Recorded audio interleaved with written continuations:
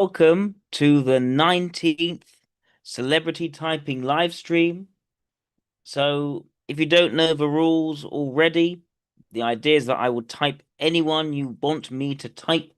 You just need to make a super chat of at least $20. And you can make your super chat at the bottom of the live chat. And then I will type anyone you want as long as that person is in the public eye enough for me to be able to find information on them to type. They can be a current celebrity, they can be a historical figure, they can be a world leader, they can be a famous writer, artist, scientist, whatever it is. If you want me to type them, I will have a look at them. You just need to make a super chat of at least $20. And without further ado, we shall go to our first super chat. Thank you very much, Isaac. We'll be looking at Robert Kirkman. So, Robert Kirkman, let me see. Yes, Robert Kirkman. I think this is an absolutely fantastic suggestion, Isaac. I'm looking forward to this one. So, for those who don't know, Robert Kirkman is an American comic book writer. He's known especially, I think, for The Walking Dead and also for Invincible, two pretty cool series, I would say. Let me go on to Grokkapedia first for Robert Kirkman, because I quite like Grokkapedia. What does it have to say? So he's an American comic book writer, producer, and entrepreneur, renowned for creating the zombie apocalypse series The Walking Dead and the superhero epic Invincible. He was raised in Kentucky as a devoted comic enthusiast who lacked artistic drawing skills. He worked odd jobs. He included at a local comic book store before entering the industry by co-founding the small publisher Funk Otron with artist Tony Moore in the early 2000s. His breakthrough, by 2002, he launched Invisible at Image Comics, a long-running superhero series that became his second major ongoing title and later inspired an animated adaptation for Amazon Prime Video. But their debut project was actually the satirical Battle Pope. Interesting. But his breakthrough came in 2003 with The Walking Dead, a gritty post-apocalyptic comic that earned an Eisner Award and spawned the highest-rated basic cable drama series on AMC, which he served as co-creator, writer, and executive producer alongside partners like Gail Ann Hurd. The series' success led to spin-offs such as Fear the Walking Dead, where Kirkman acted as co-creator, writer, and producer, and expanded a multimedia franchise including novels, video games, and merchandise. Okay, he also co-founded Skyman Entertainment with David Alpert, an imprint under Image Comics, publishes his works like Outcast, Oblivion Song, Thief of Thieves, Super Dinosaur, also developing film and television projects based on his properties. He's Chief Operating Officer in Image Comics and Chairman of Skybound. He's an advocate for creator-owned comics and produce additional projects. In documentary series Robert Kirkman's Secret History of Comics. He resides in Los Angeles with wife and children, continues to influence the comics and entertainment industries, yada yada yada. Let's see what else we can find here. So his mother served as a homemaker, managing a household. His father worked as a sheet metal maker, instilling in Kirkman an appreciation for hands-on labor and self-reliance from a young age. He developed an interest in horror genres despite initial restrictions from his parents, who enjoyed watching horror films but not allow him to view them openly. He would secretly observe his movies behind the couch during family viewings in their basement, getting early exposure to the suspense and terror elements that later influenced his creative work. And as an ongoing theme, at least in Invincible and also in Walking Dead, they're both very unapologetically gory. And I would also say that they don't shy away from some of the darker elements, like children can and do get killed. He does not. He does not shy away from any of that sort of stuff. It can be quite nasty, psychopathic characters, and he's fine going into that sort of stuff. Um, let's see. Well, now, the key thing is that it immediately distinguished itself, Walking Dead, by emphasizing character-driven drama over typical horror gore. Even though it does have gore in it, it does, but it is very character-driven. I think that's a key aspect to it. And earned praise for its tense pacing, emotional depth, and innovative black and white aesthetic, averaging an 8 out of 10 rating from contemporary reviewers who hailed it as a revitalizing force for zombie narratives. And yes, his major ongoing series is Invincible. It's actually started before Walking Dead. Since the Mark Grayson, the teenager, inherits superhuman abilities from his father, the superhero Omni-Man. And what's very interesting here is that Omni-Man is presented as a superhero, where actually he is as it were, a sort of double agent for the Viltrumites, and he's working um, to turn Earth and eventually conquer Earth. But he's sort of been held back by having a human son. He gets compromised by his emotional attachments, despite trying to really serve Viltrum. And then that all changes over time. Um, and I think the idea that it starts in sort of a zone, and this is another thing in both Invincible and Walking Dead start in a zone of conventional morality. And both of them have that conventional morality shattered by almost apocalyptic events, whether that is the the outbreak of this terrible virus that kills everyone except for those who are immune to the immediate death, but eventually when they die, they do turn into zombies, and how then people adapt to that to basically become psychopathic. You have to be a far harder person than you ever were in the world before this crisis took over. Whereas in Invincible, you have this Grayson character being a very sort of naive, idealistic superhero, and frequently that is tested, and he does have to become a far tougher person capable of killing other people. So both have to sort of toughen up to those realities, and I think that is it seems to be a shared theme between The Walking Dead and Invincible. But what else can we see? He leads a relatively private lifestyle. He emphasizes work-life balance by setting strict boundaries and professional commitments, such as ending work days at a fixed time and occasionally fabricating excuses to protect family time. Shares his home with his wife Sonia and their two children, maintaining a low public profile to shield his family from media attention. His personal interests include video games, horror films. His high enjoyment of classic zombie movies and titles like Resident Evil, or charitable initiatives, LGBT plus causes, etc., etc. And contributes to the book industry charitable foundation during the COVID-19 pandemic. I must say, watching The Walking Dead throughout the COVID-19 pandemic and especially the lockdowns was there was an eerie symmetry between what was going on in real life and what was happening in the TV series, which I quite enjoyed. Um, I say it made lockdown a lot more bearable, I'd say, being able to watch The Walking Dead. Um, what else can I say? Hmm. So let's see if we can find an interview with him. Oh, boy, thank you for the super chat, Shelley. Greatly appreciated. Looking forward to looking at David Abram afterwards. Robert Kirkham. Let's take a look. Cookman, Cookman, not Kirkham. Cookman interview. Right. On self-publishing and pitching to Image. Let's see this one first, or maybe something better. Why was he angry at Marvel? That's 20 minutes, and that is these are sections from the same overall interview, I think. Let's do this one, and then we'll do the Marvel one. What is he like? Oh, I have given you way too much stuff. And I was like, yeah, I just lied to you guys so that you'd publish the book. And Valentino, I don't think likes it when I tell that story. Have you lost it? Mm.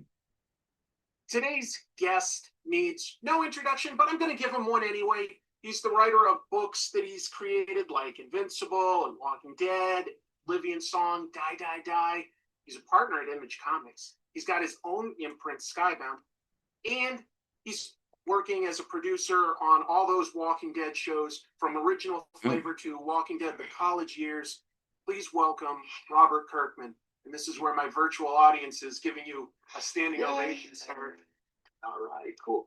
I appreciate your time today. Walking Dead: The College Years. I like that. That's a good idea. Is that going to happen? I mean, you're up to like 3 shows, right? Yeah, Yeah, it's great. It's gonna be awesome. Yeah, no, I think we'll eventually get to Walking Dead the college years. We'll get to Walking Dead dogs. That's gonna be a good one where it's just all dogs. It's gonna be cool. Uh, Animated, that'd be great. So Jetpack it's dogs slightly fighting zombies. self-effacing there. But yeah, no, there's a lot of Walking Dead shows. It's kind of nuts. There are a lot of It's Walking Dead shows. Too many Walking Dead shows. like go chronologically, get people up to speed. I'm sure a lot of people watching this The original was fine. I don't think I'm not interested in Fear the Walking Dead. don't know as much about. Going back to the beginning, when you decided to get into comics, you broke in by self-publishing and proving that you could create something. You self-published it yourself before you were ever at Image or Marvel or anything. Yeah, I'm just curious, like, what originally inspired that? Like, did you have somebody else that you'd seen do self-publishing and you said, like, I can do that? Or did you read a book or what?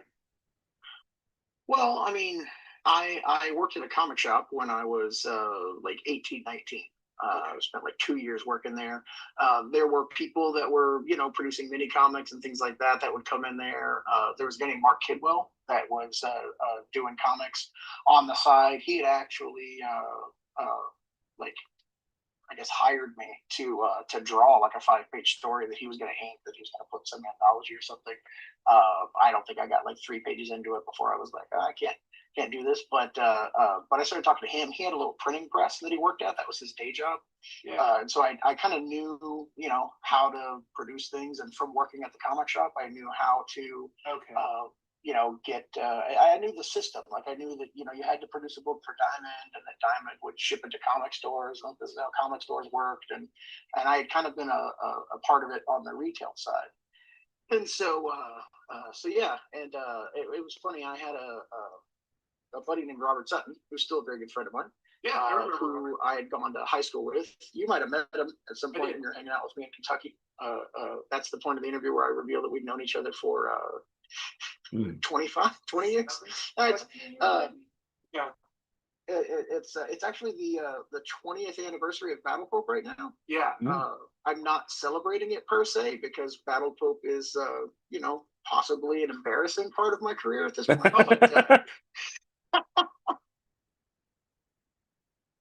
Not embarrassing for me, but it's a fairly immature, fairly non-PC. He's pretty. It's very different. Pretty sort of self-effacing humor there. Yeah, yeah. No, I mean, yeah, and I don't know why that is. I don't know that I'm that. I'm not necessarily that funny a guy, and I feel like comedy is like super difficult to write. So I don't know why I chose that first.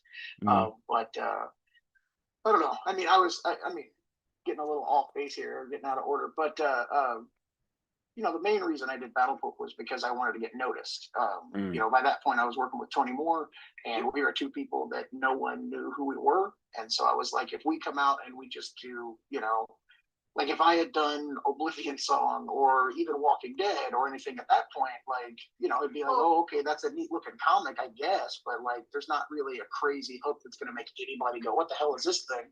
You needed to stand out from the crowd in a pretty noticeable way. It couldn't just be. I thought that's quite strategic of him. Like the most absurd, nonsensical thing, so that people would be like, "Well, I got to know more about that." So that was kind of the idea. But Robert Sutton came to me and he was like, I think we should do a comic together. And I was like, I just did it for the most cynical reason possible. It's like late 90s at this point. I was like, the market's falling out. Like, I don't think it's a good career path. At the time, I had my sights set on being a toy sculptor because I had sculpted a bit in high school and I knew how to use Super Sculpey. And yeah. And so I was, there was a place called Toy Vault that was based in Kentucky that had done Lord of the Rings toys like years before there was ever a Peter Jackson Lord of the Rings movie. So they were doing Lord of the Rings toys when no one wanted Lord of the Rings toys. But I sent a submission to them, and they sent back a bunch of photos of. Holly, there are lots of really good Walking Dead characters. Rick, I think he's pretty much a classic ESI character. I say classic. He has to harden a lot. Like starts off. Well, okay. I mean, be careful not to confuse it with TV series too much. But yeah, I mean, it comes sort of a Rick Tater. It's quite a transformation from how he was initially. Accessories. Yeah, my response to that was, that's boring. I'll try something else. So But I Rick don't is think sort of like Dick Grayson. They're similar protagonists. They are ESI-ish, you know, you know, really sincere, personal relation oriented people who then have to become a lot tougher. They had to become quite a bit more ruthless at times. Well, what do you do? Be successful, I suppose. yeah, but I don't think it occurred to me that that was a stepping stone at the time. I'm not ever going to claim to be the smartest person in the world. I was like, so I'm going to sculpt daggers for the rest of my life. This is no fun. So yeah, so I didn't Got a do lot of that. humility too. Something from that. Yeah. Like you just mentioned, you were asked to do like about 5 pages drawing, and I do remember that originally you wanted to be an artist. I couldn't Yeah. find it because I recently moved, but you once gave me a comic. I'm not gonna pull it out. Have you lost it? No, I haven't lost it.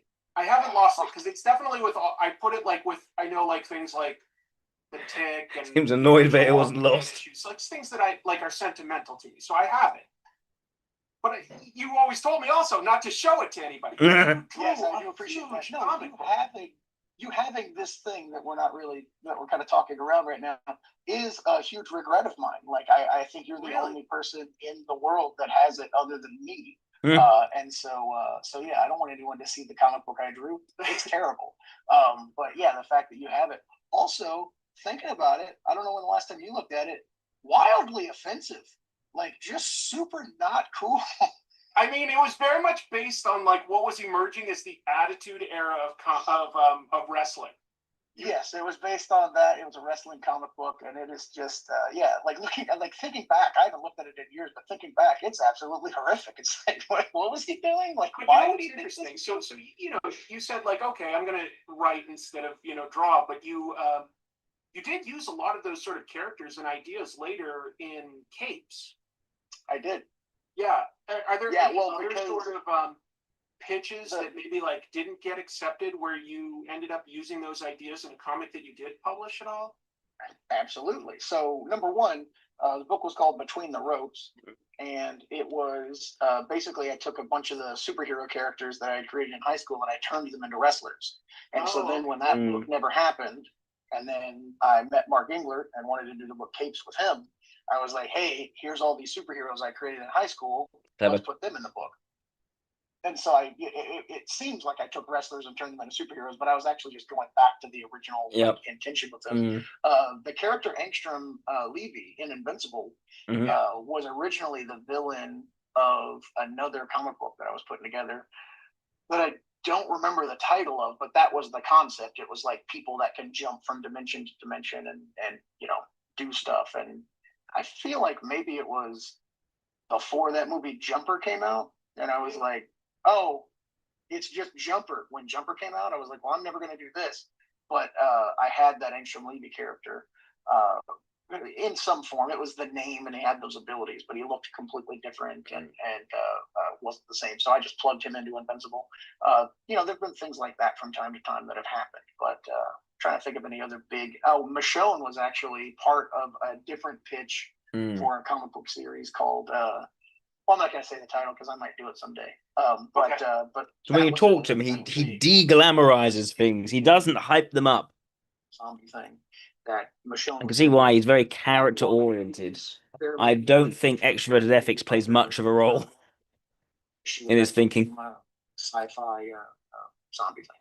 She did emerge quite fully formed. So yeah, obviously, I guess some of these characters you have in mind, and then you just sort of slop them into something that's actually going. Because I found all parts of the book some of your old pitches and stuff. Oh, I have given you way too much stuff. How many of these do you think you made? How many? Like honestly, how many one that you should put down is actually the comic that Michonne was going to appear in. But the Planet? Yeah, get that out of here. Get that out. It's already been on screen. God damn it. Those pitches like that, I probably did. What's my camera doing? Maybe 10 of them. I know there's one for Invincible. There are multiple ones for Walking Dead because that was originally pitched as a Night of the Living Dead comic because Night of the Living Dead exists in public domain. And so at the time, I didn't, again, was still struggling to make a name for myself. So I was like, well, there's a built-in fan base for Night of the Living Dead, and I have this idea for this zombie comic, and if I just call it Night of the Living Dead, it'll have people that know that movie that'll come to it. Absolutely. But then, and to Jim Valentino's credit, I guess a lot of credit should go to Jim Valentino. He was like, this has nothing to do with Night of the Living Dead. Like, why are you calling it Night of the Living Dead? If you call it Night of the Living Dead, you can't do anything with it. You can't own it. Like, why don't you just come up with a title and just own the thing? And that's I was like, oh, that's a good idea. I'll do that. So then I came up with the title The Walking Dead, and the rest is history. I know you've mentioned this in other interviews. Okay, let's see a bit of the other one. I want to see why I was angry at Marvel.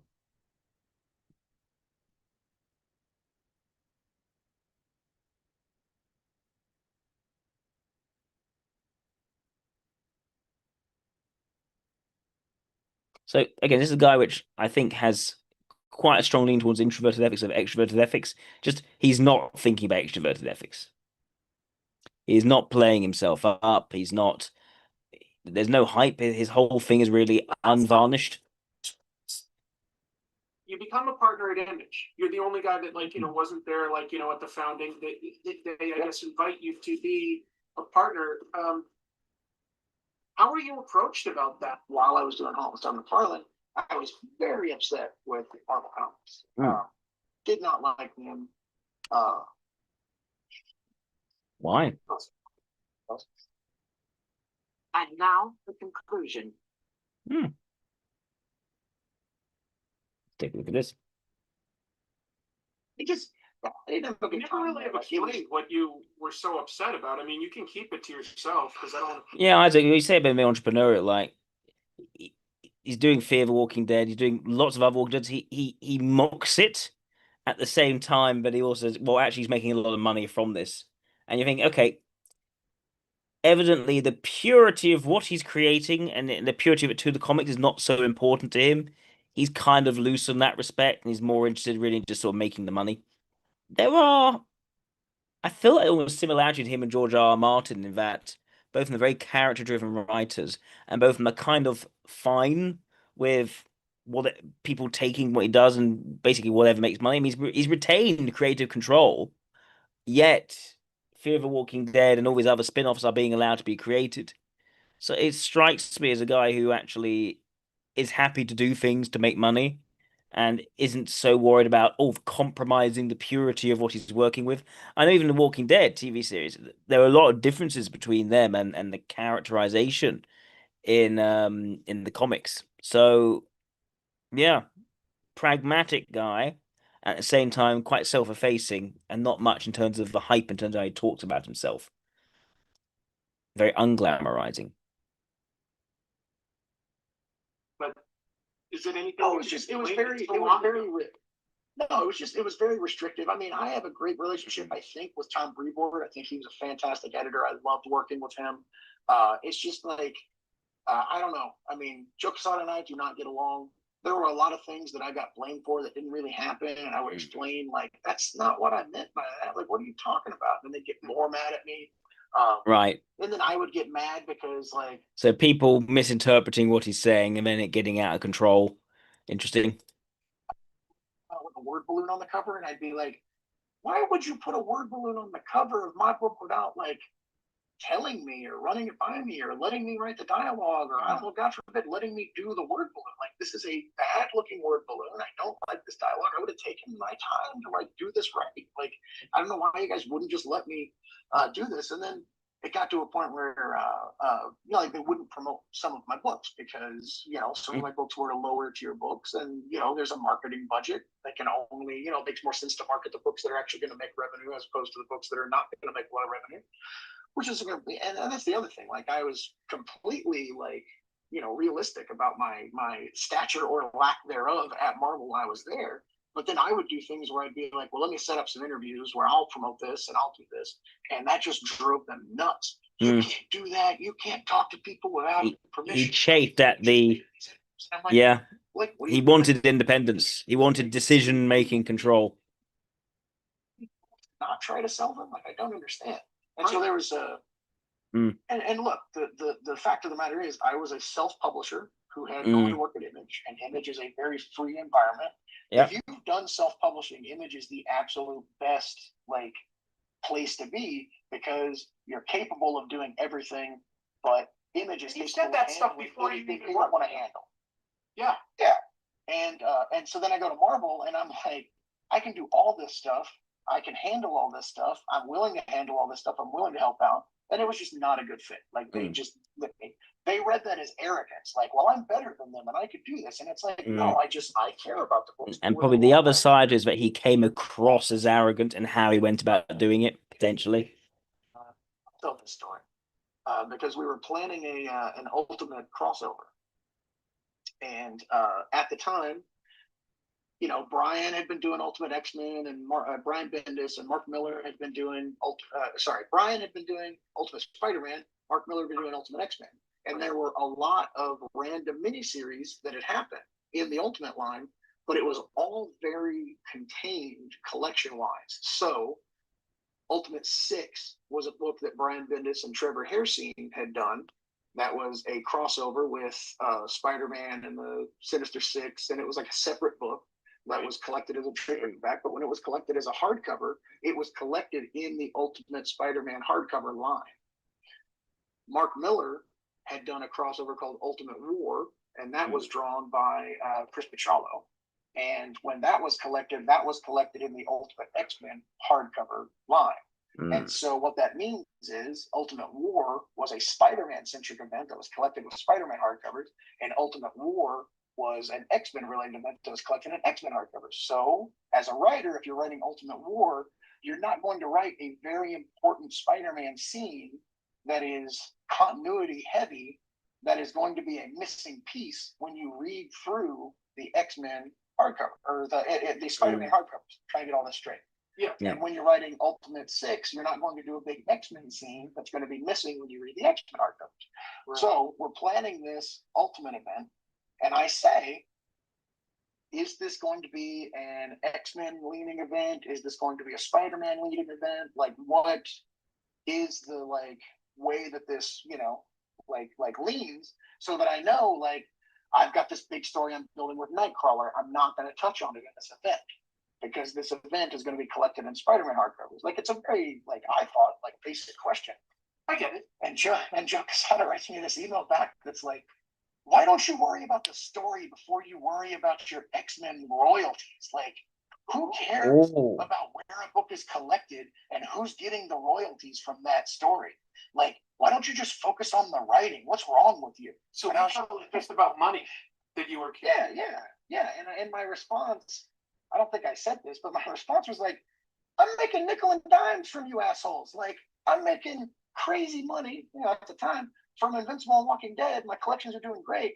I'm working for nickels over here at Marvel, and I get treated like crap, and I get yelled at all the time for just trying to put an extra level of care in the books. And so that's really what it got down to. I think they resented the fact that I didn't need them, and it was a constant quite a gamma narrative. That there were times I don't need them. I can do this myself.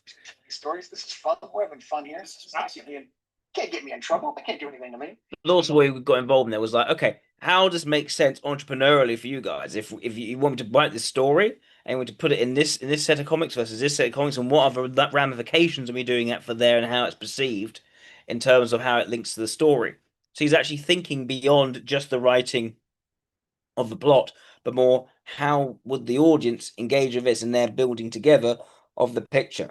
And so he's actually taking the initiative in conveying that idea because it's totally misinterpreted. And it sounds to me as a pattern here of Robert Kirkman being misinterpreted by these Marvel bosses. Okay.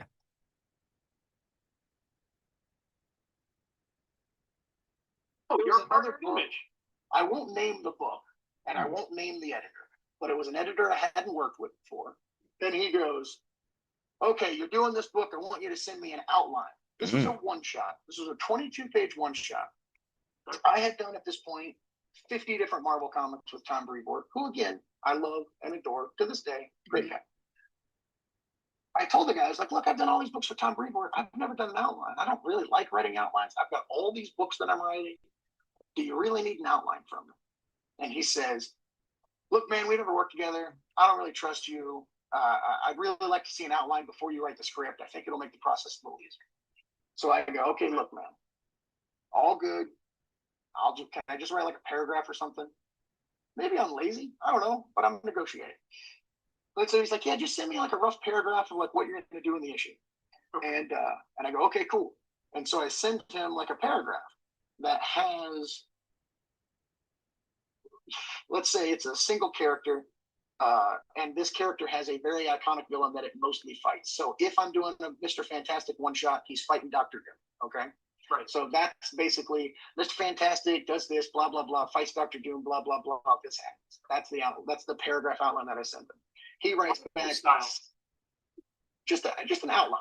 So he writes back, sounds great. Go ahead and write it. And so I'm like, cool. So then I go and I write this full 22-page script and I turn it in. And it takes like a few days for notes to come in. And he sends me notes and he's like, okay, and again, it wasn't a Mr. Fantastic book, but he's like, Mr. Fantastic should use a jump rope instead of a bullwhip because we think bullwhips are, a little, violent. This person should say and instead of the. This thing should be like this. Maybe this guy could be wearing a red hat instead of a blue hat. Like all these like nonsense notes that are like, sure, fine, I'll fix that. No. This is all fine. That's all fine. All right. The last note is, don't use Dr. Doom. Dr. Doom is used too often. Use a different villain. And like I get to that note and I'm like, okay, so I have to rewrite this entire story because it's all about Dr. Doom. I sent you a paragraph that said it was all about Dr. Doom. I have an email from you that says, go ahead and write it. I've now written it, and you're telling me not to use Dr. Doom. Like, it's been a week since you told me to use Dr. Doom. I'm like, what the fuck is wrong with you? And so I'm pissed because I'm like, I gotta write this whole fucking thing again. And so I tell him, like, look, man, I feel like I shouldn't have to do this because I sent you the outline, you approved the outline. Like, I don't feel comfortable having to write this. You're basically telling me I have to write an entire other script for free. Like, this is ridiculous. And so that pissed them off. Like, if I was another creator, I probably would have been like, okay, I'll go write this thing again, even though what you're doing is unreasonable. But it made me mad that he was like, being completely unreasonable. Like, at a certain point, you feel like you have to like take a stand for creators. It's like, you editors shouldn't be treating people like this, so I'm going to fight you on this. And that kind of stuff would happen from time to time. And, to their credit in that instance, I ended up having a conference call where the top brass of Marvel was kind of chewing me out over refusing to take notes.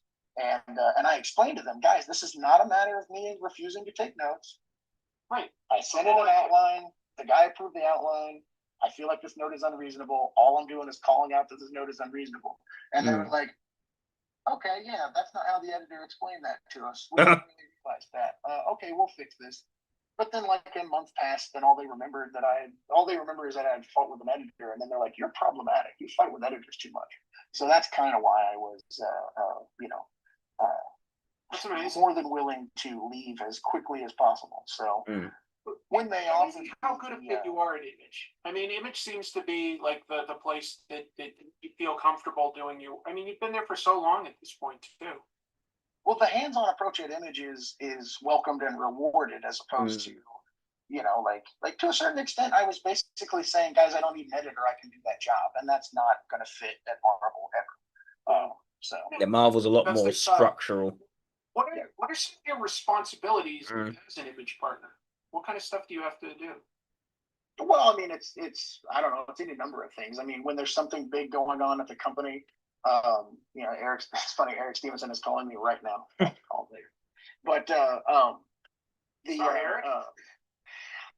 I'll call him back. It's fine. But when there's something big going on at the company, the partners have to get together and like decide together how to handle it. Okay. So that's the kind of thing. I don't necessarily approve books, but every now and then Stevenson will be like, I don't really, know if this is like the right thing to publish. Like, should we publish this? What do you think? I just want to put an extra set of eyes on this. That happens very rarely. You get to put in your 2 cents every once in a while. Yeah, but I mean, if we're going to change printers, or if there's any kind of thing like that happening, like we have to kind of circle the wagons and figure things out. When there's big decisions to be made as a publishing entity, we all kind of chip at it, I guess, is the main thing. Okay. But Skybound is your own imprint within Image, and obviously beyond the comics that you write, you obviously publish several other creators under the Skybound imprint, and you produce stuff through Skybound and stuff like that. Sure. I'm very curious, like, what is a typical work day for you? Like, sort of explain to us, like, I'm serious, like, what time you get up, like, which projects you slot, like, what does a work day look like? Just some themes of Skybound. So dark and mature reimagining of iconic properties, the brutality and trauma, dark, hard-fought tone, featuring intense action, significant visceral violence, maybe more mature, war-focused perspectives of the franchise, human-centric conflict. The stories often explore the grim impact of extraordinary events on regular humans and devastation caused by the Transformers War on Earth. Character studies. The imprint emphasizes deep character studies over simply advancing a plot. Seen the nuanced portrayal of Optimus Prime and Megatron. Interesting. High stakes survival, resource management, measuring the realistic struggle to survive, heal, and gather resources in a war-torn setting. Shared storytelling, secret discovery, creator empowerment, gothic and human horror, emotional stakes. So, emphasis on character, emphasis on a lot of violence and quite dark themes and brutality. Not necessarily celebrating brutality, but featuring brutality. That this is a hard, harsh world, and how are you going to survive in it? That's an ongoing theme throughout his work, and I'd be inclined to think that, alongside the character judgment, sorry, character-driven aspect of it, leads me to think that Gamma is his quadrivalent, and frequently his protagonists are Gammas, whereas a lot of the villains tend to be different shades of Beta. I mean, every work day for me is almost completely different. I don't really have like I wake up every day at like 5:30 or so. I get up pretty early. And you wouldn't know it, but I do a fair bit of exercise just because I don't want to die. I eat a lot of rice. Big brain. You eat a lot of rice? Is that what you just said? I pack on those carbs. I said I eat a lot of rice to counteract all the exercise I do. Because I got to keep my womanly figure. But no. So and then I start working and every time I hit the ground running and write a bunch of pages of some random script that's long overdue. Most of the time I sit down to my computer and I have like a number of fires of like, wait a minute, this letters column was supposed to be done. You need to be doing these responses, or So I'm getting from his conflicts with these other sorts of figures, he's not, although he seems to value extrovert sensation, he doesn't seem to be very good at it. He doesn't seem to be actually win in any of these sort of conflicts or confrontations. He makes a stand sometimes, but doesn't necessarily work out for him. Meanwhile, as we say, he clearly is entrepreneurial. There's a pragmatic edge to him.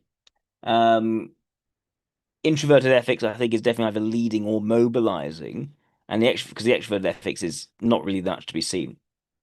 My gut at the moment is that he's an ILI, but we're going to need to see a bit more, I think. This script is waiting for approval, or this this ad needs to be looked at. There's a lot of stuff like that. So you're multitasking then. You're not like You're not just sort of like saying like, these 3 hours nobody can bother me. This is when I'm writing, or do you do things like that sometimes? Every now and then I'll do that, but that's just sporadic. And most of the time when I do that, I just ignore people. So like being responsible and going, okay, anyone who needs to contact me can contact me in the next 10 minutes. If you need to hear from me after that, you're gonna have a 3-hour window where you're not gonna be able to get in touch with me. Okay. I feel like that's kind of tedious. I don't need people keeping tabs on me. Like that. There's like people keeping tabs on him. Doesn't want to be tedious. 3 hours later when I get back. The conditions of work, the physical conditions of work, are not so important. Flow is not so important to him. She's gonna reply to my text, and it's like, don't need to be on call for everyone at all times. Like this is kind of trivial stuff to him. What's more important to him is direction and the fact that he has control over what he does, and that he can 15 minutes ago, he can take initiative should he want to. But yeah, I have a lot of stuff going on outside of comics. Like there's, I feel like and yeah, I agree, Badaki. The sort of the eating rice, it's such a low ball introverted sensation thing.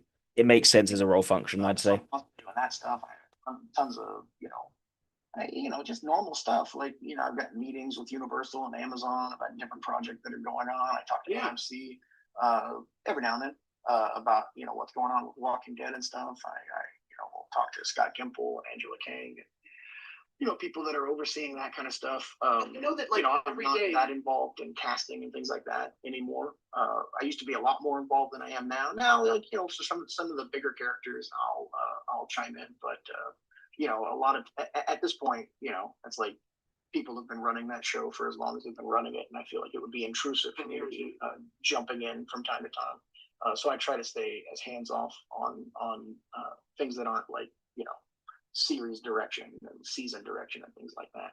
Do you feel like you're close to capacity, or do you think that like you could slowly work in like another series that you're writing for a comic or produce another show? I am always over capacity, and I have been solidly over capacity for like 20 years now.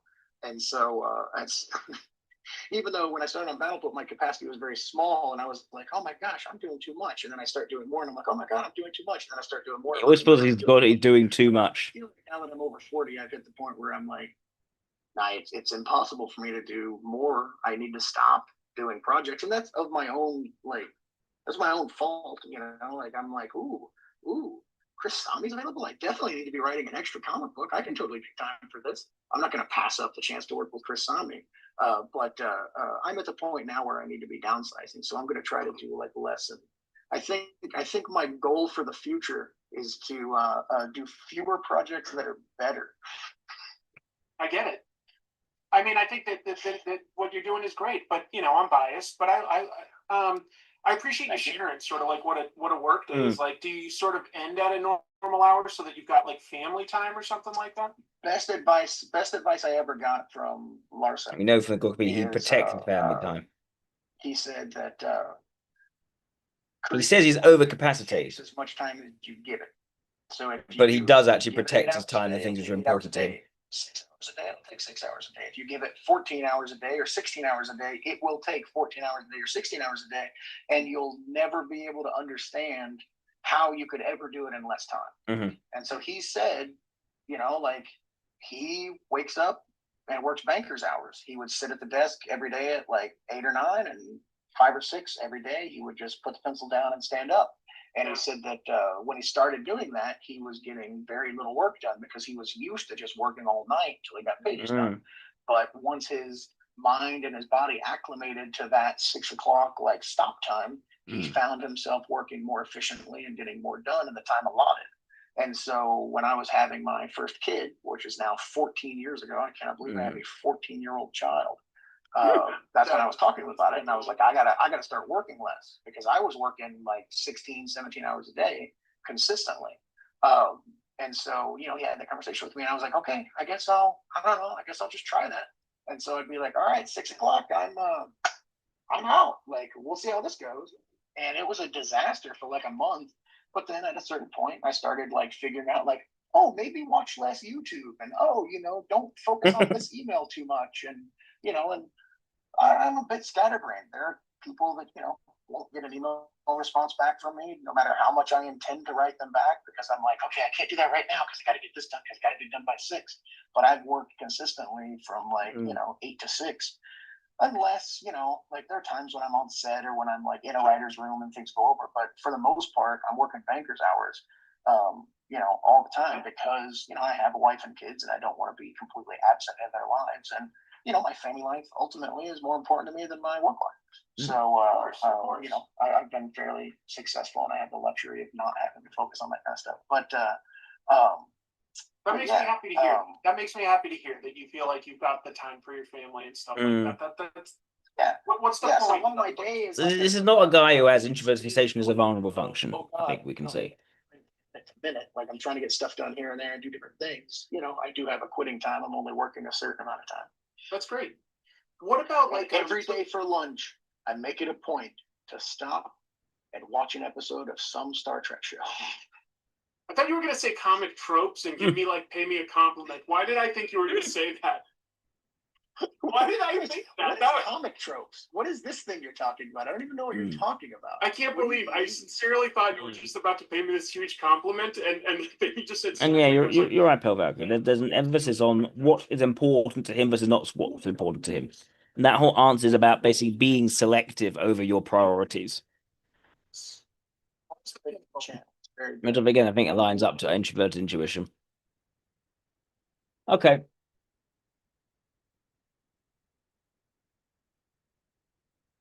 What else can we see here?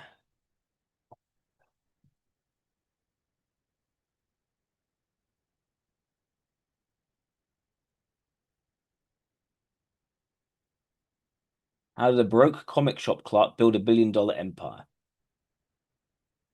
Is there anything more we can see on this?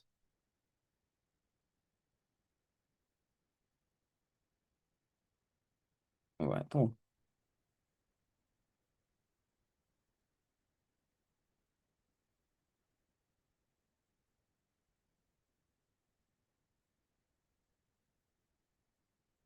What's going on? Why is it taking too long?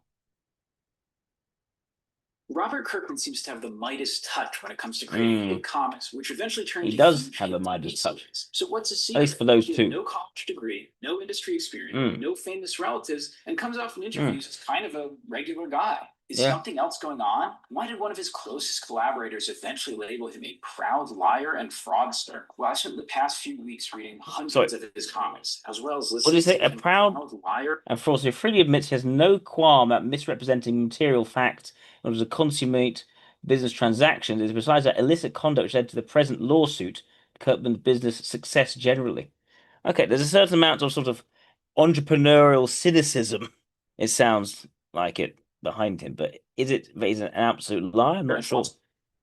Well, I spent the past few weeks reading hundreds of his comics, as well as listening to and reading just about every interview I could find with him and those close to him. And the very surprising story that emerged begins when Kirkman was just 22 years old, curled in a ball on his floor, shaking, crying, and holding himself. He had quit his job and spent all of his savings to make comics. And when his savings ran out, he opened credit cards to keep going. And now he was $40,000 in debt, making less than $500 a year, barely scraping together the minimum payments on the 17 That's going all in he had risked everything on what he thinks is most important. He had failed.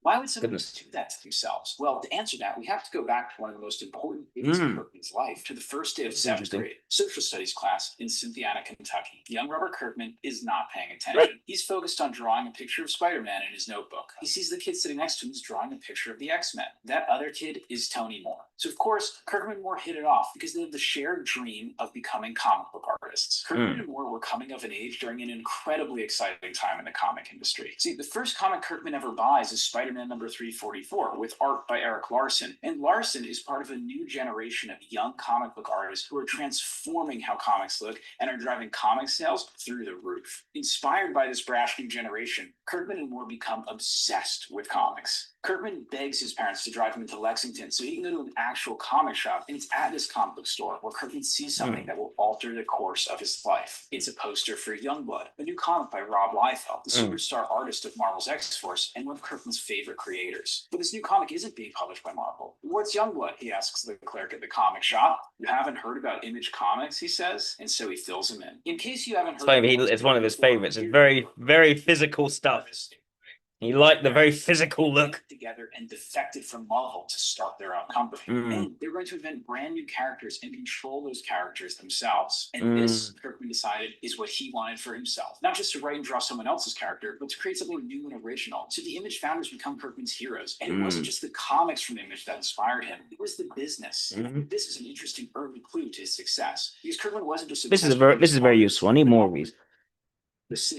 himself at an Image Partners meeting, helping steer the course of their business. So, inspired by Image, Kirkman and Moore would push each other to get better and better. Kirkman filled his notebook with designs for the characters that would one day star in the Image comics he would draw. But there was a big problem. While Moore was getting better and better, He'd write characters long ahead of time. Long ahead of time. It's not just in the moment. Well, Kirkman got a job at the local comic shop. Kirkman was getting left behind. This is a guy who thinks very strategically about how to place his characters. To make it as an artist. But Kirkman, as we'll see time and time again, isn't the kind of guy to accept defeat. He decides to work within his limitations. So he calls up Tony Moore and asks if they can work on a comic together. Kirkman will write and letter the comic, Moore will do the art, and they'll create something new and pitch it to Image Comics. Moore's on board, and they know you have to be loud and controversial to get noticed, so their first project reflects that. It's called Battle Pope. They put together the pitch and mail it off to Image Comics, and sometime later, a letter arrives. A rejection letter. And again, this is where many people would probably stop, but not Robert Kirkman. He decides to self-publish Battle Pope. And I think it's here where the Kirkman we know today, the hybrid of writer and businessman, begins to emerge. Because while self-publishing maybe sounds easy, you couldn't just look this up online back then. But Kirkman is determined, by asking around the comic store he works at, he's able to figure out how printing and distribution works. So he launches his own company and prints the first issue of Battle Pope. So he learns, he figures out how it works, and then he does it. Robert Kirkman and Tony Moore have their own comic book in stores. And just like the Image guys, they're doing it their own way, and they're doing it as friends. But they don't stop there. They continue doing more issues of Battle Pope. And on top of that, Kirkman uses the company that he'd set up for Battle Pope to start publishing comics by other writers and artists. And he's not even making money. In fact, he's losing money. He's completely willing to destroy his entire finances to be able to work in the comic business. He quits his job so he can spend more time making comics. But now, as we knew from earlier, it's catching up with him. He's racked up $40,000 in debt. He's struggling to make his minimum credit card payments. See, he goes all in on the comics. He goes to an Amazon warehouse to apply for a job. I can just picture him sitting there with the application on a clipboard in his lap, ready to give up on his dream and re-enter the working world. But he doesn't. He walks out. And his luck starts to change. Around this time, a friend of his who operates a small comic website books an interview with Eric Larson. Kirkman asks if he can do the interview, and his friend says yes. Kirkman has a chance to talk to his idol. So he gets on the phone with Larson, and they actually hit it off. And they end up talking for 2 hours. Kirkman even asks Larson if he can put Savage Dragon in an issue of Battle Pope, and he agrees. And it doesn't stop there. As you can probably guess, because this is Robert Kirkman we're talking about, he's going to be persistent. He's got Eric Larson's phone number. And so he starts calling Larson every once in a while, and he's got a plan. Well, he's been working with more on Battle Pope. He's made friends with another incredibly talented artist named Cory Walker. And so they put together a new pitch for a comic that seems perfect for Image, and he sends that pitch off to Larson. Invincible? Larson opens that package. Yep, Invincible. Science talk. Despite their chummy relationship, Larson rejects the pitch. But Larson must have seen something he liked, because he offers them the opportunity to do a miniseries with one of his Savage Dragon supporting characters, Super Patriot. Kirkman finally has the opportunity to publish a comic at Image. But Walker is hesitant. He really just wants to do Science Dog. So Kirkman lies. He tells Walker that Image wants to do Science Dog, then he just wants to do Super Patriot first. Like Seance Dog. Interesting, that. Fulfills his childhood dream of writing a comic for Image. But Kirkman isn't satisfied. He doesn't want to be writing other people's characters. He wants to write his own. So he starts sending a barrage of pitches to Image Comics. He gets rejected again and again, but he doesn't stop. And eventually, Image starts saying yes. They publish a bunch of his comics. But there's a problem. None of them are selling very well, and most end up canceled after only a few issues. But it's around this time that he and Cory Walker launch a little superhero book called... It's basically their version of Savage Dragon, a combination of all the things they love about superhero comics, especially Image Comics. And while it's really great, it's not flying off the shelves. It's hard to stand out in the mountain of superhero comics that were being published at this time, which must have been frustrating. You can see the introverted intuition. This guy goes full in on what he wants to achieve. He filters everything else out. He's kind of the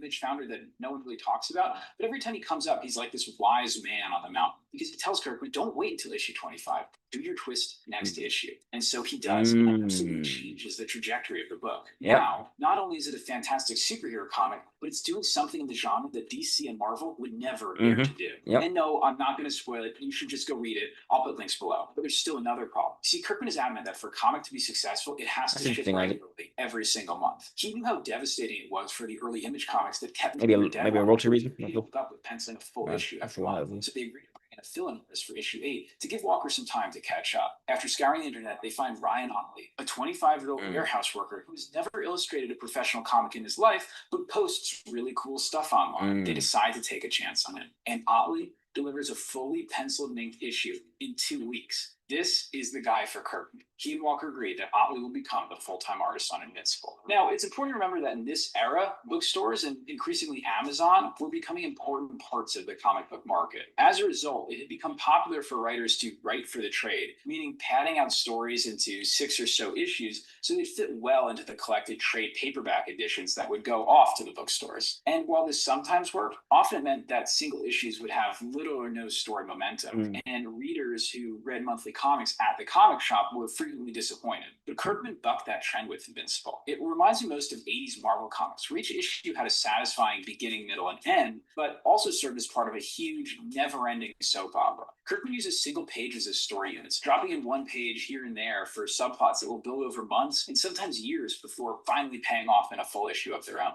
But he combined that classic storytelling structure with the writing for the trade strategy, making sure his biggest beats and cliffhangers would fall about every 6 issues. So whether you're reading single issues or trade paperbacks or even larger hardcovers and compendiums, you would always feel like you were reading the story the way it was meant to be read. And unlike DC and Marvel superhero books, it's easy to follow. Just pick a format, start with number 1, and keep going. And he was able to overcome one of the biggest problems. So it's a good emphasis on structure.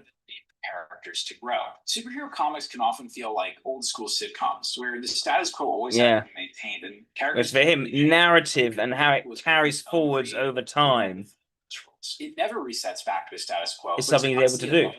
And it's also got just some great storytelling. Like, check out the fresh way that they illustrate Invincible getting his powers. His dad coming home for dinner. It does. It moves forward with a clear narrative. It doesn't create lots of contradicting things which has to be retconned.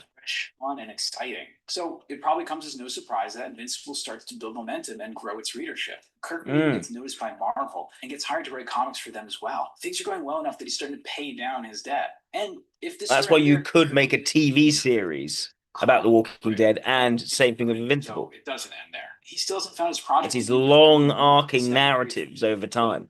Start in comics. And so they started working together on a comic about zombies. Oh, Walking Dead. Now, growing up, Kirkman wasn't actually allowed to watch horror movies. So after he moved out of his parents' house, war would give him an education in horror movies, especially zombie movies. And I just want to pause because I think it's easy to forget that there was a time when we were starved for zombie content. This was the early 2000s, before the Dawn of the Dead remake, before Shaun of the Dead, before zombies were everywhere and on everything.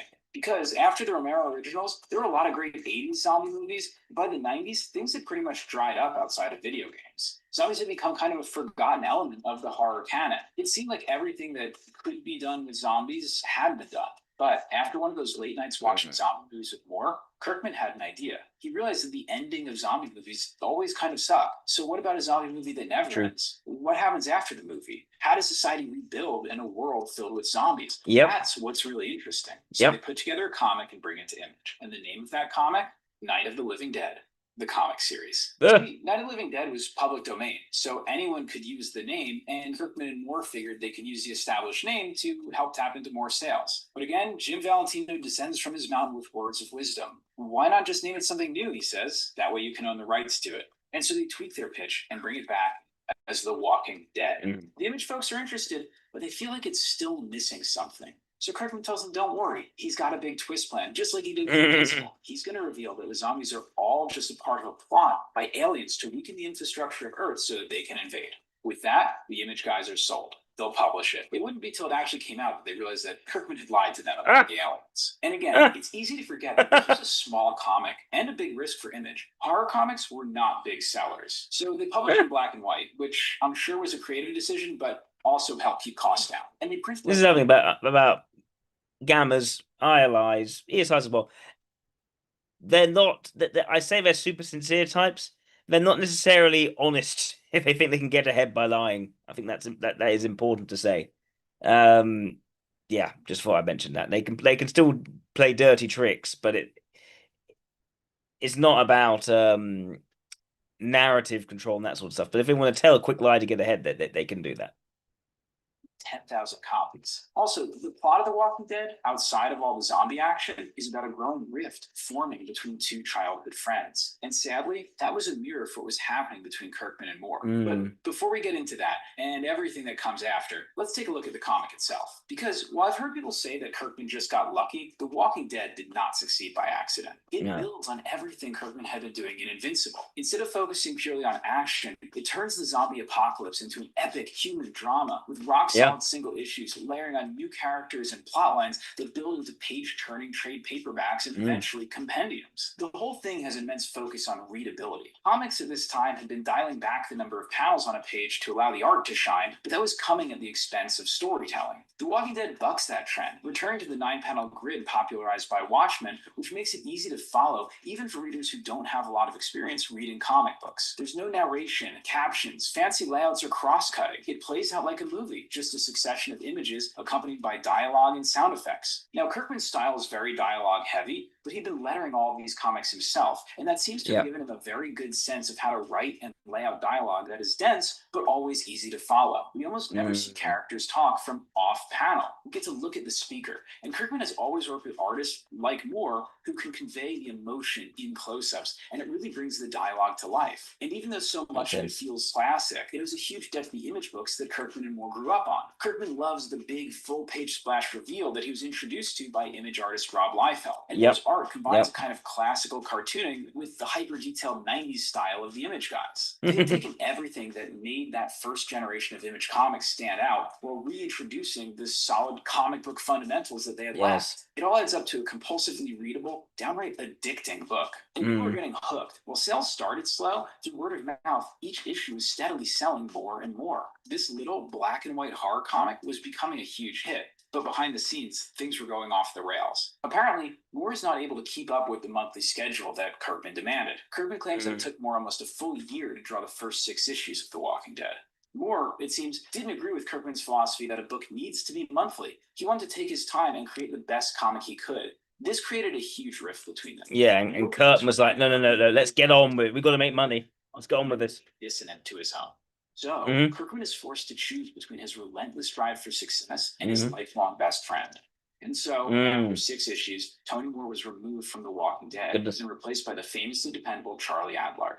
Moore signs his rights to The Walking Dead over to Robert Kirkman and moves on. And Kirkman and Adlard become an unstoppable force, keeping that steady drumbeat of monthly issues and continuing sales growth. The introvert intuition comes first. It's cutaway techniques. Because around this time, this man walks into his local comic shop and buys an issue of The Walking Dead.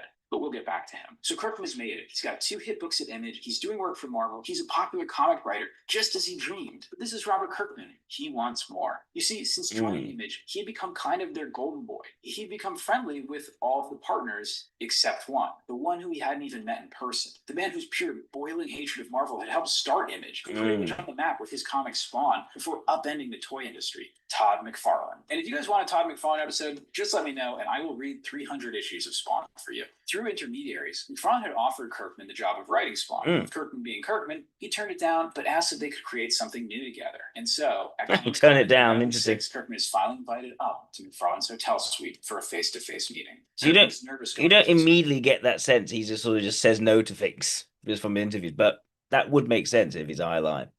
Hotel room. And when he finally gets there, he learns that Todd McFarlane doesn't wear shoes. So Kirkman is trying to listen to McFarlane, who always talks a mile a minute, but all he can focus on is how dirty McFarlane's feet are that he's got kicked up on the bed. But whatever happened at that meeting, McFarlane is impressed, and they decide to launch a new book together. And while that comic, Haunt, doesn't... That is a sort of introvert sensation, vulnerable point to Todd McFarlane, which we know we decided was likely EIE. Exactly make waves, it leads to something even more important. Because when Haunt comes out, Kirkman has another chance to get FaceTime with McFarlane when they're doing a signing at Comic-Con. In between signing and talking to fans, McFarlane asks Kirkman a question. Would you quit working for Marvel? Why, Kirkman wants to know. So you can become a partner at Image Comics. In the nearly 20 years Image had existed, they had never added a new partner, but they decided that Kirkman was the right guy to continue their mission of creator independence. Just as he had dreamed as a kid, Robert Kirkman would be going to Image partners meetings and helping decide the future of the company. After joining, Kirkman puts out a manifesto calling for other creators to quit Marvel and DC and come work for Image. And this manifesto, I think, sums up his attitude. Why did I leave Marvel Comics to do creator-owned work? I did it to save the entire comic book industry. It emphasizes the importance of creative independence, just how important it is for creators to own their own creations. And he takes a lot of heat for this. A number of Marvel and DC Creative writers independence. claiming that he just got lucky having a hit creator-owned book, that they depend on the steady paycheck from those big companies, and that they can't afford to take managing reputation, not his strong suit at all. Transformed in Burton's way. Both as a writer and as a partner, he paves the way for a lot of fantastic, long-form, individualistic books to come out at Image. So now, Kirkman is Image writer, Image partner. I say he's not really very careful in terms of his reputation. He's not done yet, because he's always wanted to work in TV and hasn't had that opportunity yet. And honestly, there's always been a bit of a disconnect between TV and comics, especially at that time, where TV writers considered comic writers second class. Besides Brian K. Vaughan, comic writers hadn't really had a lot of success in TV. But now, Kirkman had a shot, because Hollywood wants to adapt The Walking Dead. He takes a lot of meetings with Hollywood executives, but they all want to change Walking Dead into something different from his vision. And again, somebody who just wanted money would probably have agreed to one of those pitches. But Kirkman is adamant about his vision, so he continues to pass on them and just focus on his comics. But remember this guy, the Walking Dead fan from 2005? That's Frank Darabont, a hardcore zombie fan and a B-movie horror writer who wrote the best Nightmare on Elm Street sequel and the criminally underrated Blob remake. Oh, he also directed The Shawshank Redemption, one of the most beloved movies of all time. And he wants to make Walking Dead into a TV show. He approaches Kirkman and immediately speaks his language. He sees that the zombies are just a backdrop to tell human stories. For years, they worked together to develop the script, but it's not until they get Gale Ann Hurd on board, they're able to convince the upstart cable network AMC to take a chance and produce a pilot. No, this is a network at the time known for classy stuff like Mad Men and Breaking Bad. So it's a pretty big risk for them to do a pulpy zombie show. And unlike most creators, Kirkman uses his leverage to negotiate himself a position in the writer's room, so he can see firsthand how his vision is being translated to screen. And they stay pretty true to his source material. Kirkman begins feeling hopeful that their pilot may even match Mad Men's numbers. But when the show premieres a few months later, it doesn't match Mad Men's numbers. It triples them. It had successfully translated what works so well about the comic, a compelling, addicting human drama set against the backdrop of the zombie apocalypse. But there were problems with his collaborators here too. What has been described as a personal rift had formed between Kirkman and Darabont. The rumors say that Darabont wanted to depart from Kirkman's vision for The Walking Dead. There were also so he doesn't compromise on vision for the show. And it all became very messy very quickly. But at the end of the day, yet again, Kirkman's vision won out and his collaborator was replaced. But just like it had in the comic, Kirkman's vision for The Walking Dead was a success. It would pull off that same feat, steadily growing its audience and eventually becoming the highest rated basic cable show of all time. So after the premiere of Walking Dead, Kirkman is on his victory lap doing podcasts, gets asked a question about how to get an artist to work for you, and answers it this way. As an aspiring writer and comic book writer, how do I go about getting an illustrator? Trickery and deceit. Unfortunately, that was a little too close to home for some people, because a few weeks after the premiere of Walking Dead, Tony Moore sues Robert Kirkman. He claimed that Kirkman had effectively deceived him when he sold him his portion of The Walking Dead, and referenced that podcast clip, saying Kirkman is a proud liar and fraud, who freely admits that he has no qualm about misrepresenting material facts in order to consummate business transactions. And it is precisely that illicit conduct which has led to the present lawsuit and to Kirkman's business success generally. He wanted to be relisted as a co-creator of The Walking Dead. Kirkman responded, "The lawsuit is ridiculous. We each had legal representation 7 years ago, and now he is violating the same contract we initiated and approved, and he wants to misrepresent the fees he was paid and continues to be paid for the work he was hired to do." But Kirkman's story is in so many ways an inspiration. Here's a guy who is so committed to both his artistic and business vision that he risked everything he had and succeeded, becoming, in an incredibly short period of time, a completely unstoppable force in both comics and television. But his story is also a testament to the high personal costs of that very drive, because when he and Moore settled their lawsuit out of court, that friendship, the one that inspired both of them to get into comics, that had launched their careers. I think we can see he's definitely a determined type, not an exacting type. I think, again, intuitive, logical, not sensory, ethical, with gamma values. Please consider subscribing, sharing on social media, and I think it's okay. You say it doesn't compromise his vision. Okay, fine, and I think that makes sense. But also, why then did he do Fear the Walking Dead? I don't think he actually wrote anything for that. I can look it up, actually.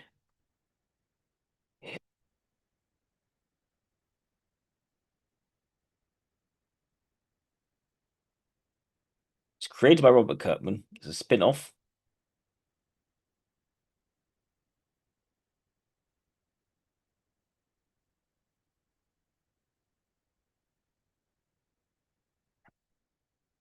Hmm.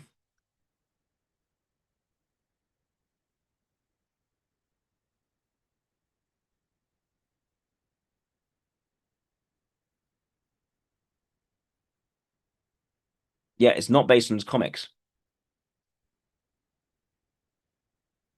I'm wondering if Feel Good is basically a moneymaker. I think he's not ideologically committed to faithfully bringing about his comic books into reality, but there is a sense of a vision which he doesn't compromise on. And it sounds to me he doesn't compromise on the vision, but he is pragmatic in terms of, okay, what can make money here? I've succeeded in my vision with The Walking Dead. Now I can just make some money with these spin-off shows, potentially.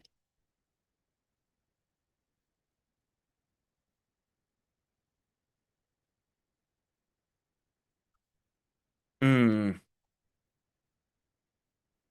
Why did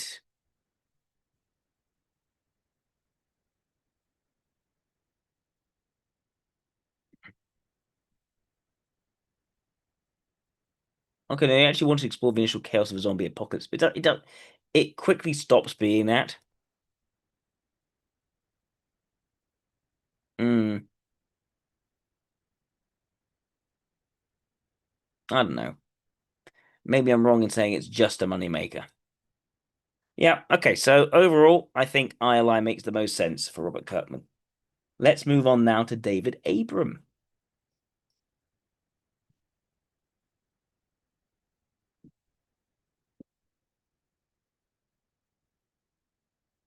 So who was David Abram? An ecologist and philosopher, best known for his work bridging the philosophical tradition of phenomenology with environmental and ecological issues.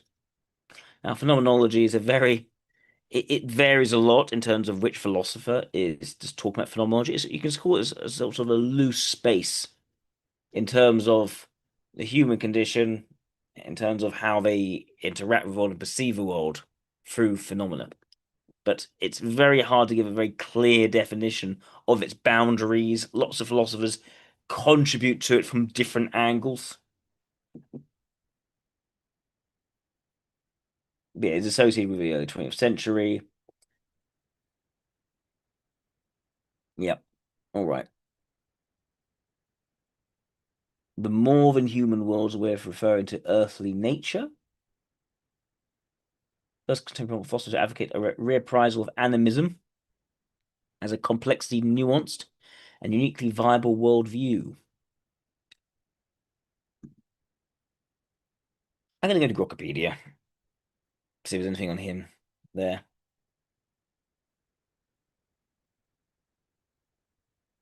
There we go.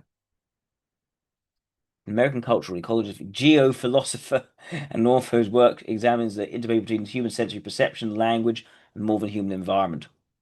From the phenomenology of Maurice Merleau-Ponty. We'll look at that in just a second. Alongside fieldwork with indigenous shamans in the 1980s. Abram argues that alphabetic literacy has historically obscured the participatory reciprocity between humans and the animate earth. There's a certain It reminds me a bit of Derrida's phallocentral logicalism, I think it's called. Is that it?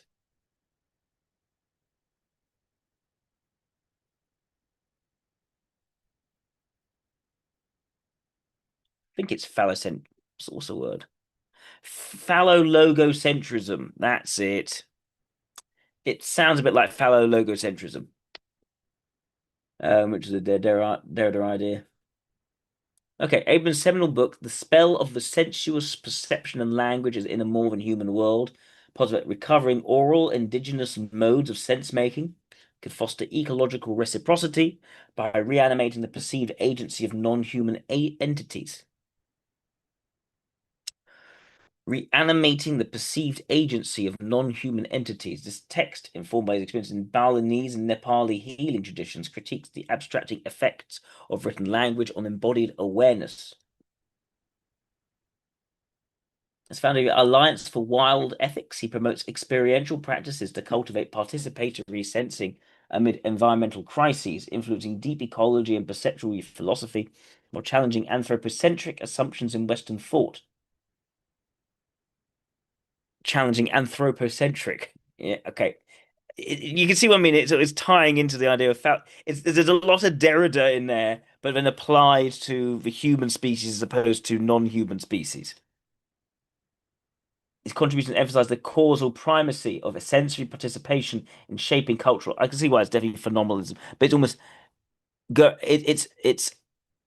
it's trying to decenter human phenomenology for the phenomenology of all organisms, as we return to the Earth's inherent expressiveness over detached abstraction.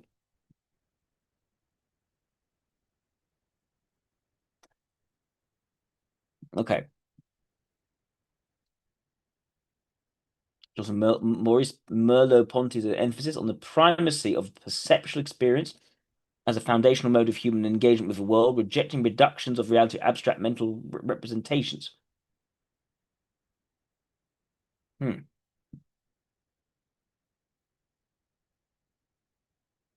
He contends that genuine phenomenology, by attending to the things themselves as lived through the senses, reveals perception not as a passive reception of stimuli, as a dynamic reciprocal exchange where the perceiver is shaped by and shapes the perceptual field.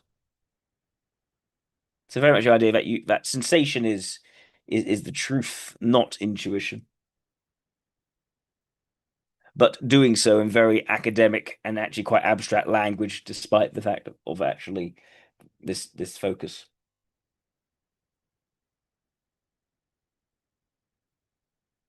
By radicalizing Husserlian phenomenology through Merleau-Ponty, he critiques inconsistency in local traditions, such as tendency to bracket the body's sensory immersion, and insists on a more eloquent disclosure of perception's ecological depth. Its foundation yields an ethical dimension. Attentive perception cultivates responsibility toward the animate earth, as ignoring the sensuous world's agency fosters alienation, environmental disregard. Animate earth. Right. Critical literacy. Because of the advent of alphabetic literacy in Western culture, marked a profound shift in human perception, detaching language from its embodied oral roots, fostering an abstracted dualistic worldview that alienates humans from the more of the human environment. In oral traditions, language emerges as a participatory medium intertwined with gesture, breath, sensory reciprocity with the landscape, where words are not fixed symbols but dynamic expressions mirroring the rhythms of wind, animal calls, and natural phenomena. This contrasts with phonetic alphabets, which prioritize visual abstraction over auditory and tactile dimensions, enabling silent reading and interior monologue, but severing language direct ties to the speaking body and surrounding ecology.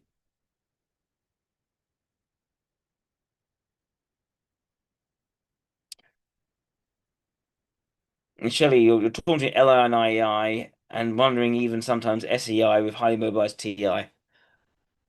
I'd rarely see an SEI approach what you imagine to be an SEI thing in such an intellectualized way. It strikes me as just my initial reaction. It strikes me as a cover for, in the same way, sort of a lot of this sort of philosophy is almost pushing against sort of Western capitalism. He's almost expanding that out to pushing against humanism.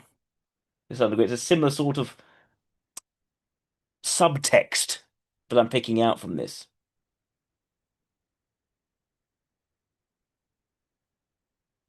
What can we see here? Activism, performance, and practical engagement. Of course, he's involved in activism.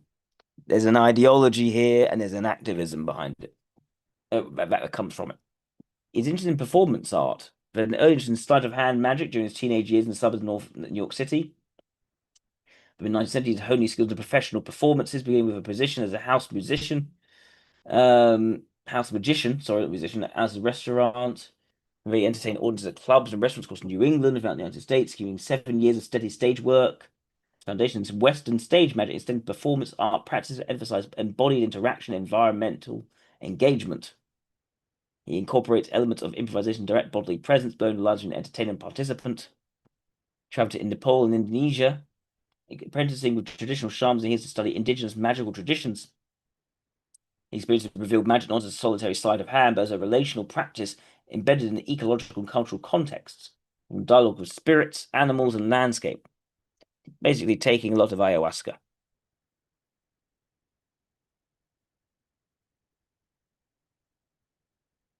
The Alliance for Wild Ethics is a non-profit consortium co-founded by David Abram, where he's their director and creative director. Comprises individuals and groups dedicated to alleviating ecological damage to living Earth by catalyzing cultural shift towards participatory in place-based modes of perception and sense-making.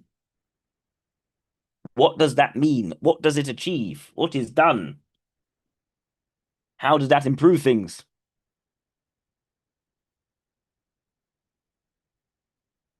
We need to promote wild ethics by leveraging arts and sciences to awaken wonder and ethical responsiveness to the animate world. There is no extroverted logic here. None at all. But there is an agenda.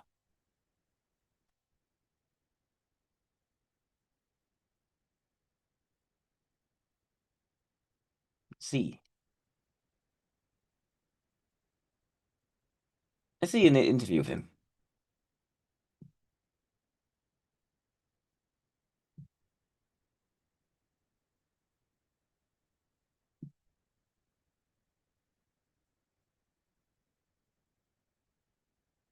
Born in Long Island. Magic as a teenager. Right. David Abram.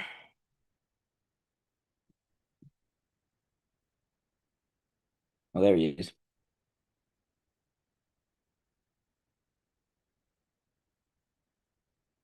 Harvard Divinity School.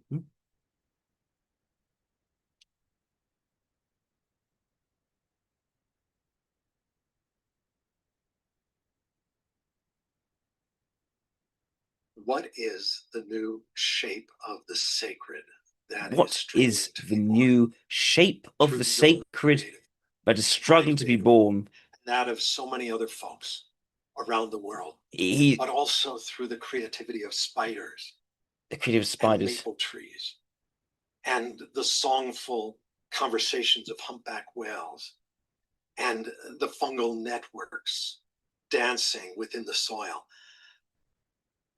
The rapid breakdown of ecological integrities in our world today, the fragmentation of ecosystems, the rapidly intensifying floods and wildfires, the spreading drought in so many parts of the earth, but especially the loss of habitat and the accelerating extinction of so many other shapes of sensitivity and shapes of sensitivity, sentience vanishing from the world.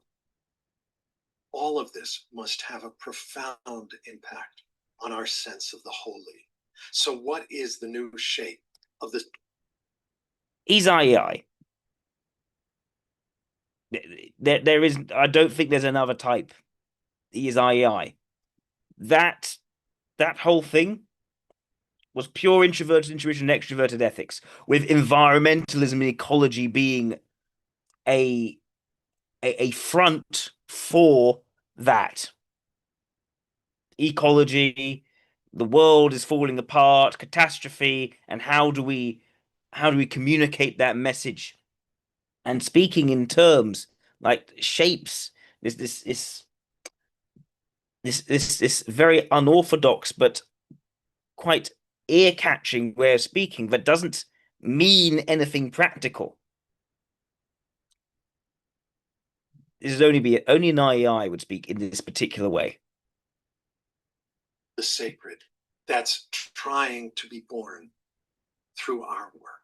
Harvard Divinity School is uniquely positioned, and especially the Center for the Study of World Religions, uniquely positioned to engage this question and to participate in the generation of a fresh possibility of new answers to this question.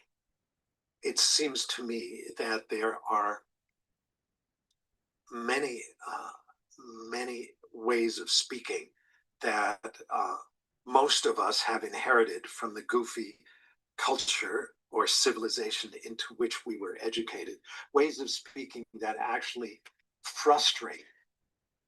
This is a guy who also, there's also a deep, deep contradiction. If his if his philosophy is about rejecting alphabetic, sort of Western alphabetic, or just even Indo-Aryan alphabetic, linguistic ways of communication, why is he so verbose?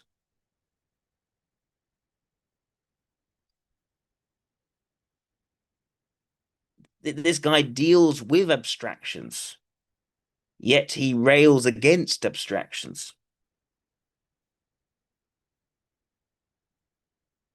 He does not embody the thing he claims to put on the pedestal. And inhibit that instinctive rapport between our animal senses and the earthly sensuous. But I'm just as convinced that there are other ways of speaking that are waiting for us. Styles of discourse, ways of wielding our words that can actually encourage and even enhance that spontaneous kinship between our animal body and the animate. I'd also think I also think he's very much off in what he's framing. The problem actually is not that we're caught up in the intellectual and have lost what's it called? Not presence, it's and lost a sort of mindfulness in our day-to-day experiences. The problem is more that we've moved towards under an empirical, a deeply empirical, positivist framework where everything that is true must be measured and be reproducible in some sort of experiment, thereby divorcing ourselves from deeper meaning and thereby spiritual fulfillment. If anything, it's not between SF and NT that's the problem. It's actually between ST and NF that's the problem. People have no sense of vision, no sense of purpose, no sense of spiritual draw in their lives anymore because we live in a world that's so technocratic and so practical and so scientific. And that's not to say that the science is actually a problem. Science is a great thing, but it does come with a cost in terms of how that's then limited our focus on other things. When you can't engage with something which feels spiritual because it doesn't have um, reams of scientific experiments and reproducible studies in the literature to say that it is even something that you can consider. That to me is actually a problem, especially when you consider the flaws in the empirical method as it becomes what's the word? As when it translates from the ideal into the reality of doing an experiment, writing up your literature review, setting up your methodology, and really what gets cited is then what's good. And when you have people putting through ideas which actually have very little scientific value, but which adhere to the right sorts of words and therefore get passed through the peer review process, thereby corrupting the whole process in the first place. And that then becomes a scientism as opposed to science. But the elevation of the empirical method to the total means by which we understand the world around us, at least what is the total way in which we have a legitimate way of understanding the world around us, that seems to me to be borne out far more in what we see about our society as the problem of focus, rather than what he's saying, which is that having language that frames concepts as opposed to just experiencing the world as it is So yeah, I don't think he's actually right, but that's beside the point. Terrain. And I'm always looking for such ways of speaking otherwise. And I think this work is what led to the invitation to me to come and spend a year teaching and researching there at Harvard. One of the responsibilities I had was to be working with various graduate students and faculty out in the land, waking up their animal senses and opening their bodily senses to the other creatures that live in the local earth in that place. Let's see this one.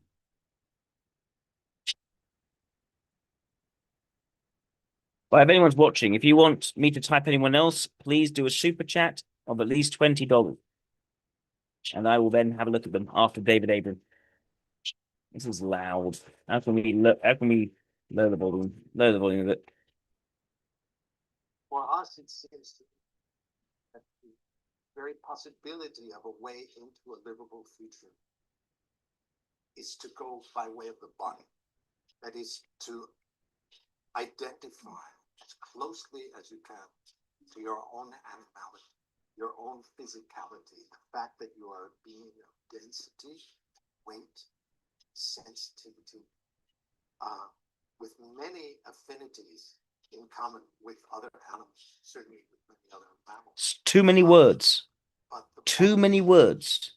If you really embody this, you wouldn't have so many words. is this incredibly creative nexus that by identifying with the body, I wake up my animal senses. This is not an earthy man. Sense of touch, much more sensitive to nuances and qualities in even the breath of the air as it moves across the land. My eyes become more acutely awake to the colors. I find him irritating to watch. I know Shelley relates to his pain. I do find it irritating because he's very clearly not embodying the thing he is putting on the pedestal. It's very obvious.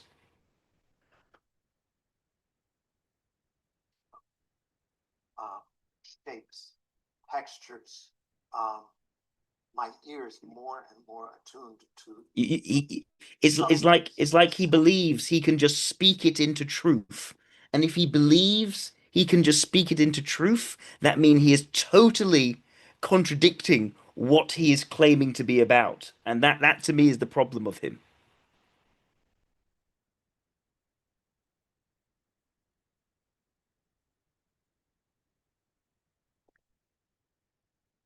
But Shelley, you don't set yourself out as the leader of a guru in this to the degree that he is, yet so obviously contradicting himself in this. It is. I don't find you irritating the way that I find this guy irritating. I become much more of the place where I find myself, much more of the local earth.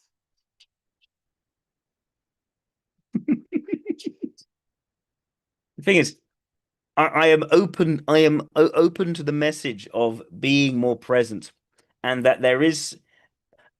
Look, an ILE would be open to the idea of just connecting to reality, not letting your intellectualism become a barrier to your appreciation of the moment and the richness of just being in that moment and appreciating things around you for what they are, right? Just taking it in, switching your head off. But he's not doing that. He is not doing that. And it strikes me, it makes me feel that it's a front for on the one hand, sort of climate change activism, but on the sort of the net zero stuff, which then causes all sorts of problems. But also the what's the word? The idea that Western society is inherently bad in some way, and you have to therefore go to somewhere which is as un-Western as possible to connect with the truth in terms of animism and all the rest. But yeah, I don't. If he wasn't so obviously contradicting himself, I would trust it more.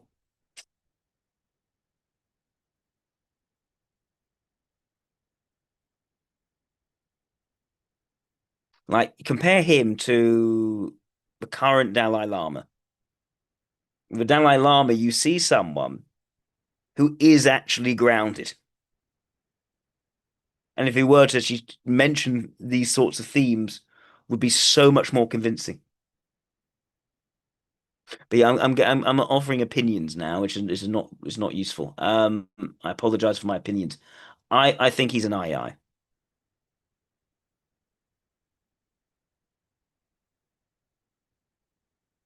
All right.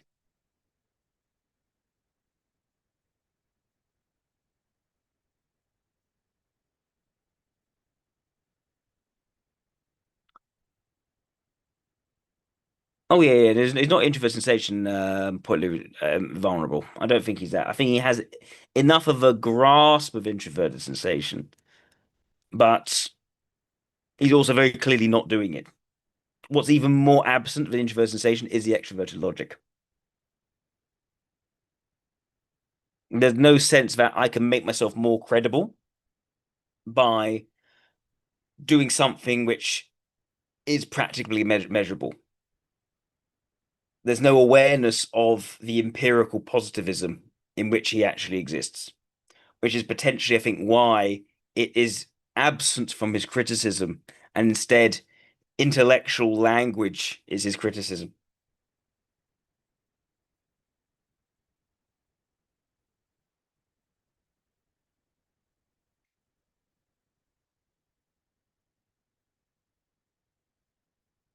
And sure, I'm going to look at Edmund Macmillan.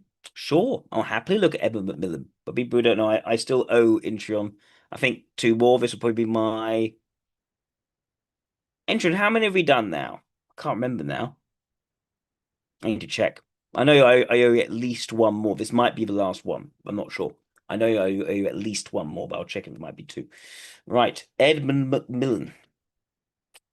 Let's take a look. Maybe we can do a bit more. Should we do just a bit more Dave Abram first? Let's see if there's anything else.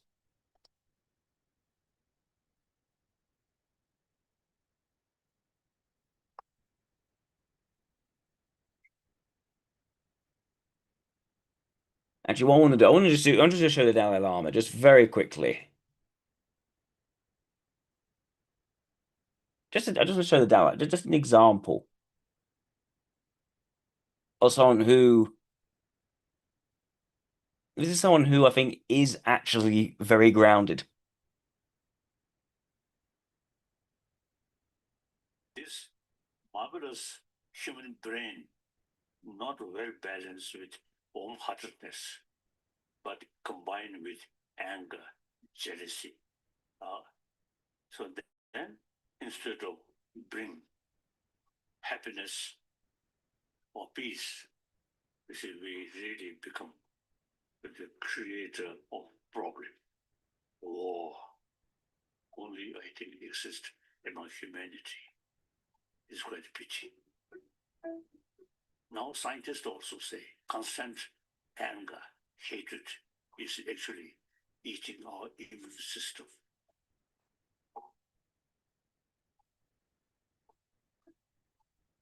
Anger very much related with self-centered attitude, altruistic attitude. These people much happier. Too much self-centered attitude. Then whole phenomena. Now, this guy's a Buddhist, Something.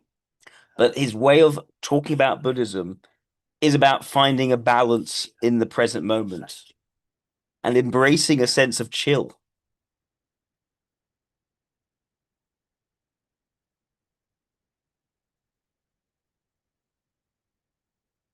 Like, this guy actually is in the moment and appreciates the moment. And it's not complicated word. Okay, sure, English is not his first language, but he doesn't overcomplicate. I feel education should include what are inner peace, not through prayer, but through understanding which emotion creates violence, anger. Which emotions get you out of a peaceful state and distract you from your appreciation of a moment. And by being self-centered, therefore, separates you from the rest of the world. If you're trying to get your own back on someone, you're no longer appreciating, you're no longer thankful. Our intelligence will reduce the intensity of anger. Karuna, increase compassion, then anger automatically reduces. All right, there we go. Okay, let's go to Edmund Macmillan.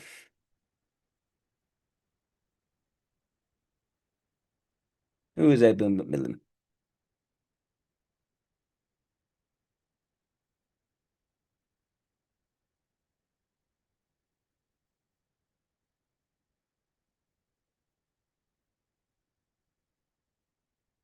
American independent video game designer, artist, and programmer, recognized for developing challenging indie titles characterized by grotesque, hand-drawn aesthetics, precise platforming mechanics, and thematic explorations of religion, body horror, and personal trauma. Goodness. His early career involving creating Adobe Flash games on platforms like Newgrounds, including Gish, which created a cult following for its physics-based puzzle platforming and more provocative works that tested content boundaries. His breakthrough arrived with Super Meat Boy, co-developed with Tommy Refenes as Team Meat, a high-difficulty platform that sold millions and influenced subsequent position-based games with unforgiving level design and responsive controls.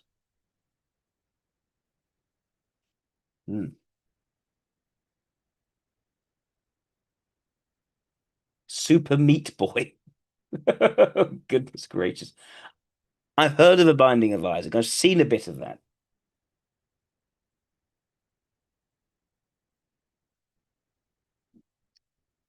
Right. Okay. Yeah. So dark stuff. Have a look at Gish. Let's take a look at Gish.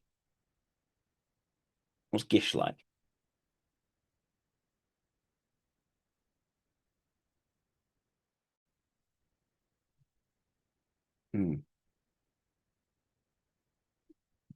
Let's take a look at this. Is the best game that I've ever played in my whole life. There's just nothing like it. Nothing. It's the best. See, what you don't know about fonts, It's pretty is simple. It's hard to read.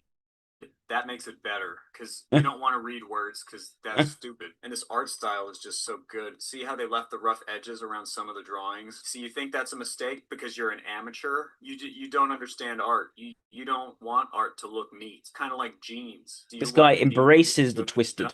You want your jeans to have some holes and some dirt. That's the style, aged. So you don't know what's hip. You don't go to Urban Outfitters like I do. You don't have a strictly organic diet. Look at these graphics. They're just way ahead of its time. This game came out in 2004, and it's just, can you believe it? That's why GameSpot gave this an 8.2.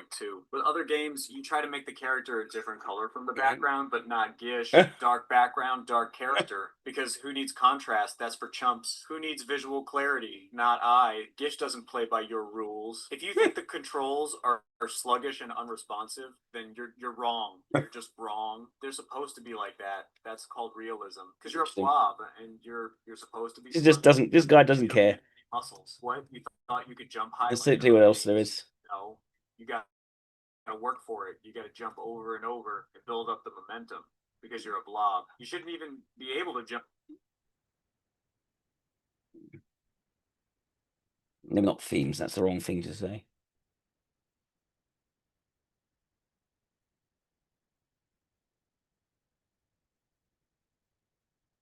Goodness. It's got a lot of lore, Binding of Isaac.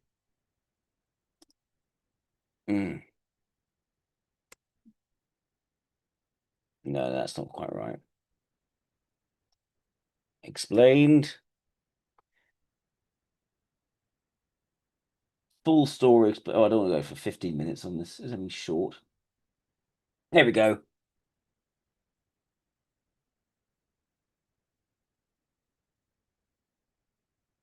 The Binding of Isaac Rebirth is a valiant game where you play a child journeying through his basement, smiting evil demons and slaying monsters to find his mother and kill her, in order to reach his mother's heart and kill that too.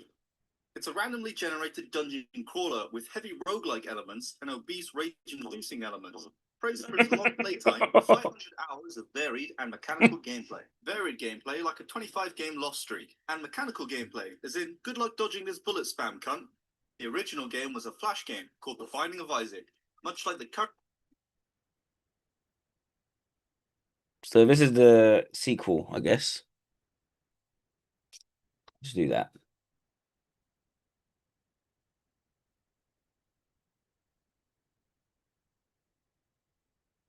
There we go. Let's do that. So you've started playing Binding of Isaac, and you're having trouble getting through the rooms and defeating bosses. Well, I've played the game quite a bit, and I think I can give you some helpful tips and tricks to help you get through the game. So here's my beginner's guide to Binding of Isaac.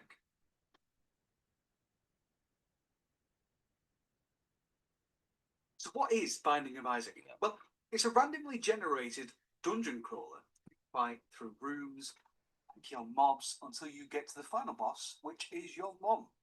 Your mum is trying to kill you because she thinks you are the spawn of Satan. Now, I've just entered a treasure room. Now, treasure rooms always include an active or a passive item. Now, passive items are things that change things about Isaac. So that can be his tears, his damage, his range, his health. It might even include coins, bombs, and keys. Active items, however, are activated by the player, and they'll usually do something that's to do with damaging the room, or maybe giving you a certain amount of health back, or creating flies. Ooh. Lots of different things, lots of different items. A treasure room is always Something like the grotesque. First level. Further levels will require a key. Anything past Mom, however, does not have a treasure room. So if you press pause any time, you can see where your attributes are. So as you can see, the speed, how fast your shots are, damage, range, look, and so on and so forth. Now, as you play the game, Sort of childlike, but also creepy. Killing mobs and so on, you will end up at the boss room. Now, the boss room will spawn from a randomly selected amount of bosses at first, and the more you kill, the more you will unlock. And as you kill them for the first time, you will usually unlock an item. And the good thing about killing bosses is that you will always get an item. Throughout the game, there are 8.5 chapters. It's like a world of pus and gore and mutants. That depth 2 to kill more. And frightened, mutated children, apparently. Or when you enter a level. So there are keys, bombs, and coins as the main pickups. So coins you use in shops to buy things and to put in the donation box. The more you put in the donation box, the bigger level your shop will become, which will have more items in. The bombs are used to open eugenics. So we might look at eugenics. Stone or rocks with items in, which I'll show you a bit later. The keys are used to open said shops and treasure rooms and golden chests. Other items include batteries, which refill your active item. Hearts, so you have the red hearts, which... Not a complete beginner's guide. The game doesn't tell you. What's this? Just go about. Maybe that'll work.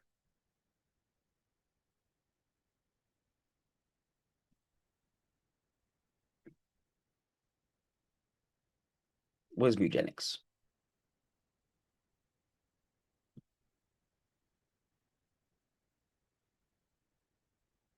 Come on, there's usually one in here. Oh, aha! Got you, little skimp. Yeah, what? No mutations. You were in here for a reason. Eugenics is a game made and published by Edmund McMillan and Tyler Glale. If you recognize that first name, that's because Edmund is an idea. Creepy. Sort of childlike creepy. As well. Eugenics is a game about making mutant cats fight bosses and get loot. Despite the name, however, do not misconstrue its intentions. This game is very much an anti-eugenics game, and we will discuss how that is later. Now, I'm gonna blow your mind with this statement real quick, but I'm kind of a big fan of Edmund's work. I've been following any game with his name on ever since I played the original Binding of Isaac way back in middle school, shortly after acquiring Super Meat Boy, and eventually the Binding of Isaac Rebirth on launch day, followed by grabbing Legend of Bumbo and Isaac 4 Souls, where I actually backed the Kickstarter with the Guardian Angel tier. Safe to say, I think at this point I've proven my devotion. I recall my first time witnessing the teaser trailer for Eugenics 12 years ago and being super excited about it, though obviously the time gap between then and now led me to believe this game wasn't being worked on anymore. That was until Edwin started posting about it on TikTok. Eugenics will drop on February 10th. You must throw me your wallet and fund my yacht. It's quite clear. This is the guy's more conceptual than sophisticated in his aesthetic. It's safe to say I'm going to have a lot to say about it. Aesthetic is very simplistic, about the good, but also more designed to sort of provoke than be anything actually aesthetically pleasing. Hit the like and sub button. I put a lot of kitty backbones into this video. I mean, There's clearly a lot of concepts behind it. Even the idea of Binding of Isaac is pretty, deep stuff, going back to biblical references. Some sense of sacrifice of the innocent going on there. There's eugenics, cute kitties who are now being genetically altered. A rather straightforward. And it's a bit of a pun. They're simple. You got your cats, you move your cats, use attacks and spells and consumables if you got them. That's literally it for your personal input. However, the complexity comes from the combination of selecting your cat's D&D classes before the run. What you choose. Yeah, it's also, despite the darkness, it's not very serious. It's clearly not played straight. The items you equip, the paths you choose, the amount of cats you bring with you, the quests you start before the run, the mutations that transpire mid-run. While your input It might be we have yet another ILE game designer. Potentially. I'm going to try to see if I can interview first. Better. Try your hand at the event you don't exactly have the best odds of succeeding with? Well, now your cat has gastritis. Nice job. It may sound overwhelming on the surface level, but the game actually paces you out rather nicely. For example, you don't have all the areas unlocked at the gate. You have to complete the area prior to the next before getting the ability to continue. On top of which, the very first area you play through Really, that's interesting. Because there's no real map hazard. Totally unnecessary, but cool. Possibly weather. And if at any point you don't feel too confident in continuing your run, once you finish an area, you can just send your cat straight home instead of continuing. Only one cat levels up at a time as well, and they almost always level up after a fight unless the item says otherwise, which lets you digest your choices a bit better. And while there are disabilities and mutations for your cats at the start of the game are not as likely to have those until later in the game, so you can get familiar with the basics of cat breeding. Speaking of which, the breeding mechanics have so many interesting details, from what the parents bring to the gene pool, any disorders inherited from ancestors, mutations, and stat buffs gained from infighting you actually can sort of force to happen. Disorders and mutations being the clever way this game sends its anti-eugenics. That's a cool dynamic. This is because disorders and mutations are not strictly bad. There's a bring them all together and see how they interact. Why not? Defects. And you can actually work around the and there's a system. There's a system for creating the right eugenics. It's a systematic thinking, while also seeing cats have sex. Great. Look like Tourette's syndrome is a trait your kid will get where it has a chance to cast a spell on a random target. Okay, I think he's probably Eiley. There's a very clear, very edgy humor, deliberately provocative, dark, but still sort of childlike, or could almost be mistaken for cute if it weren't also aesthetically grotesque. Cheaper, while any new spells you learn being more expensive. Well, being the man of the spectrum myself, I do find this to be a pretty cute and charming tongue-in-cheek way to mention how we work. The silver lining of this entire trait, by the way, being pretty self-explanatory. I feel like a lot of the different disorders, syndromes, and disabilities are represented quite nicely and in ways that highlight the typical strengths of these traits in people, which supports the message I feel the game is trying to send, that everyone has value no matter potentially offensive. Sure, maybe there's scenarios where you don't exactly work all that well, but you have value. It's a guy who likes to be on the edge between making people laugh, but also potentially offending them. The combination of all these mechanics, though, are also really well put together and make for an interesting puzzle of trying to fish out specific results. As a matter of fact, I think I've spent just as much time in a run as I have trying to create better cats. It's a game loop that can just get you sucked right in. Also, if you can play around with experimenting with different traits, stop playing it. Is again, I think, quite in line with Eiley. If you didn't know, made the soundtrack for Isaac, and to be totally honest, I thought their music was kind of an odd choice for Isaac and didn't really fit the tone that well. It felt far too intense and gritty alongside the art style and the overall gameplay of the game, in my opinion. That being said, their music being used from Eugenics is an entirely different story. The soundtrack from Eugenics has been unironically infectious. It might be some of, if not their best work yet. Ridiculon sound fits the game perfectly, and they do so many styles to make the music match the area you're in. The music even has lyrics during boss fights. Chum Bucket Kitty is easily one of my favorites in the whole track, and you know what? Here, I'll just let it speak for itself. Chum Bucket Kitty.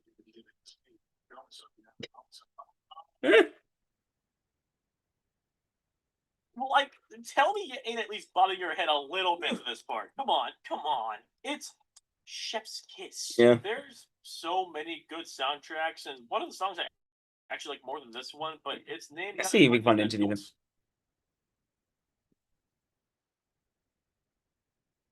Oh my goodness. Let's see.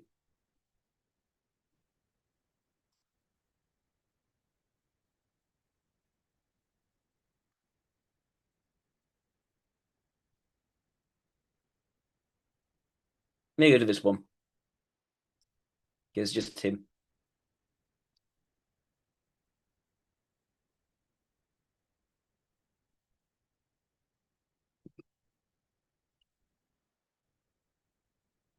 Come on. Now my favorite enemy, the floater in the sewer.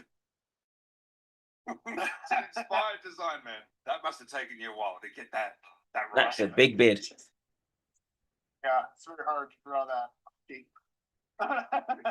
The meow button in the menus. Is that your idea? No, that's Tyler's idea. Tyler did that. Yeah, no, he's surprised. He's like, check this out. And I'm like, oh my god. I just realized what was I was thinking at the end. It's the one that's giving me the most trouble is the one that keeps reviving the. What's the other one? What's the other one? Let's see his relationship with that Tyler person. Clearly work together.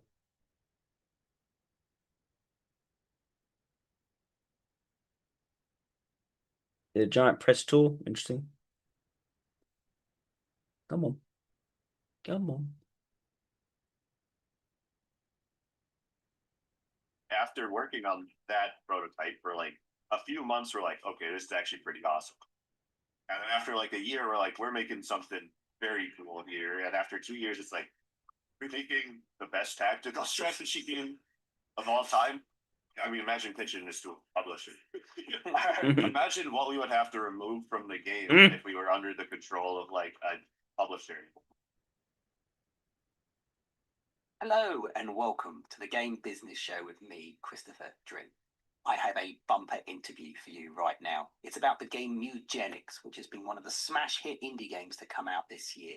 It is a bizarre roguelike strategy game, and it's sold 1 million copies in just 1 week.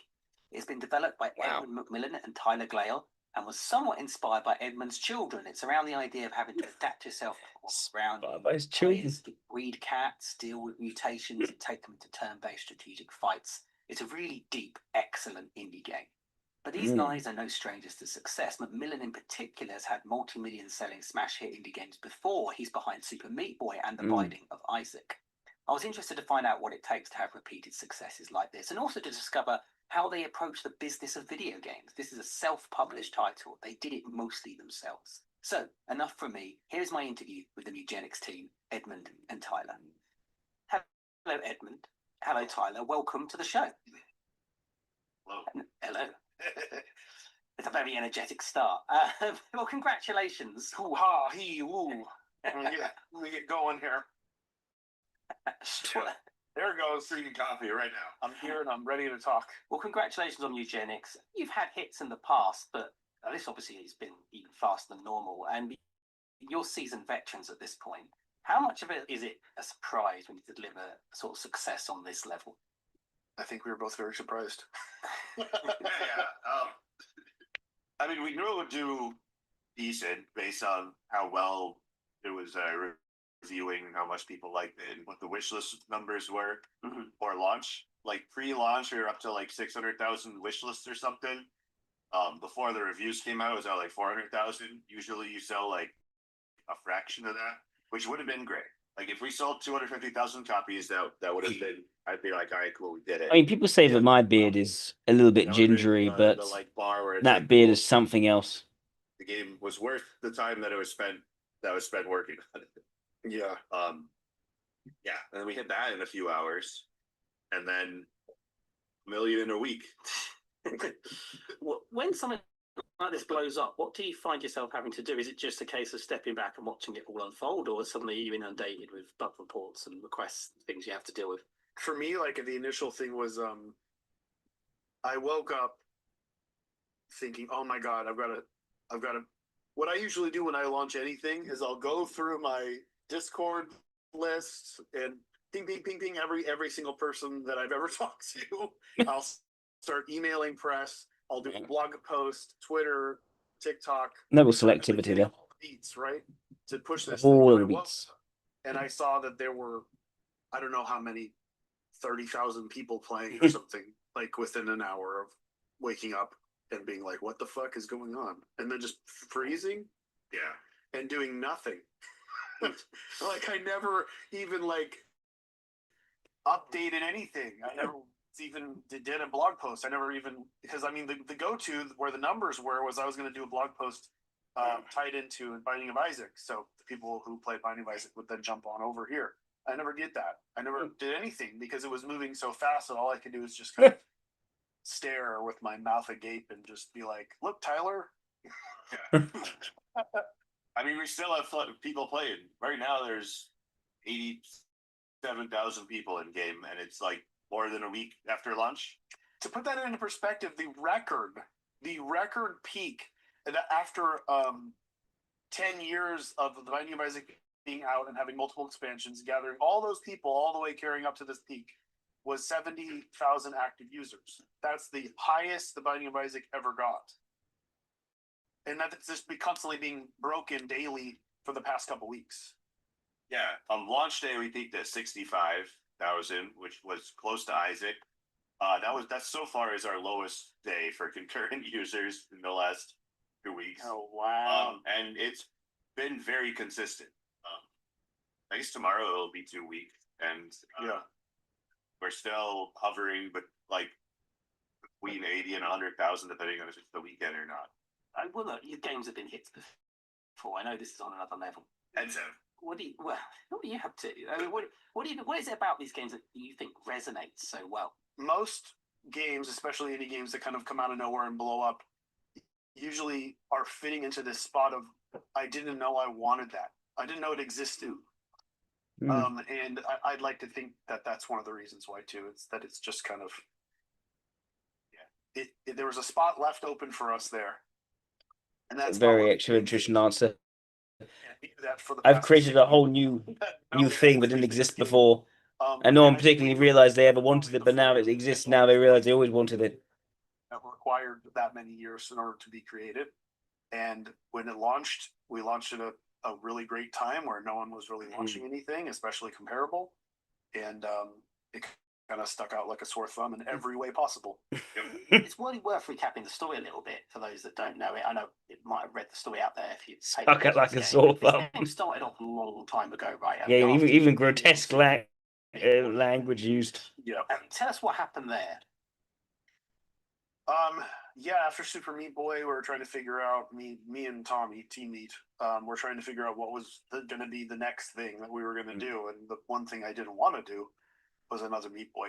I wanted to do something unique, and I was really, really, really into Spelunky, and I had been for a few years since Meat Boy came out on Xbox, but it was when it was very indie. It was in Game Maker, and I really wanted to make a roguelike because the formula that Derek used seemed like untouched. It was just Spelunky was the only game that mixed a live action game mixed with a roguelike formula, and I wanted to kind of do the same thing. And I did a little quick prototype because I knew that I'd hoped that me and Tommy would make a roguelike game for our second game, and I wanted to kind of get my feet in the water, so I prototyped The Binding of Isaac with Florian, and just made a little flash game in 3 months and put it out. And that was to try to wrap my brain around what a roguelike was, what worked, what didn't, etc. Interactive movie or live action game uses procedural generation, or run-based progression rather than single linear storyline. So run and difficulties is all over with slight permanent upgrades. I see. try to find out what that thing was, we did this game jam called 100 something of something or 1000 of something. So he finds a mechanic he wants. And ours That's was a starting 1000 point for him. cats. That was the theme that we were going to go with, which was And the theme, this breeding house simulation where you breed cats and they Get the share mechanic, DNA, you get the theme. and the cats have personalities, maybe some disorders and some weirdness. And you take them on these little mini games. There's like a Pokemon fighting, and there was like a beauty pageant and a race and all this other stuff. So it was just like this house hub where you breed cats in this world with all these weird characters that you interact with. And then you use them in mini games, and that was the basic idea of it. And we worked on that for about 18 months, and I was the only person that was excited by the idea. I think that Tommy kind of saw it as a dead end, and he didn't see what it could be, and didn't want to work on it. So has an idea, gets excited by it. Felt more comfortable working on something like Meat Boy that could be like a more guaranteed thing. And I said, okay, we'll put it aside. We'll work on this Meat Boy game, and then I heard from Steam that it was canceled. That he had gone and told everybody it was canceled. So I was like, oh, great, okay. But in my mind, it was just kind of this thing that haunted me for so many years. And I did not have the option to work on it for quite a few years until the company split. And then I left and kind of took a few IPs with me. And once I had my plate mostly cleared, I said, hey, Tyler, because we were working on a bunch of other games, we have the option to do Megenics. You want to help me figure out what this could be? And then we jumped into that. What I remember is that the mechanic, he had the theme, general idea, he finds it interesting, hangs on to those until there's sort of gets an opportunity to do it, then does it. I do remember I prototyped like one of the ones that was like aliens or whatever with like multiple arms and stuff. Like, oh, you're supposed to breed them and something. And yeah.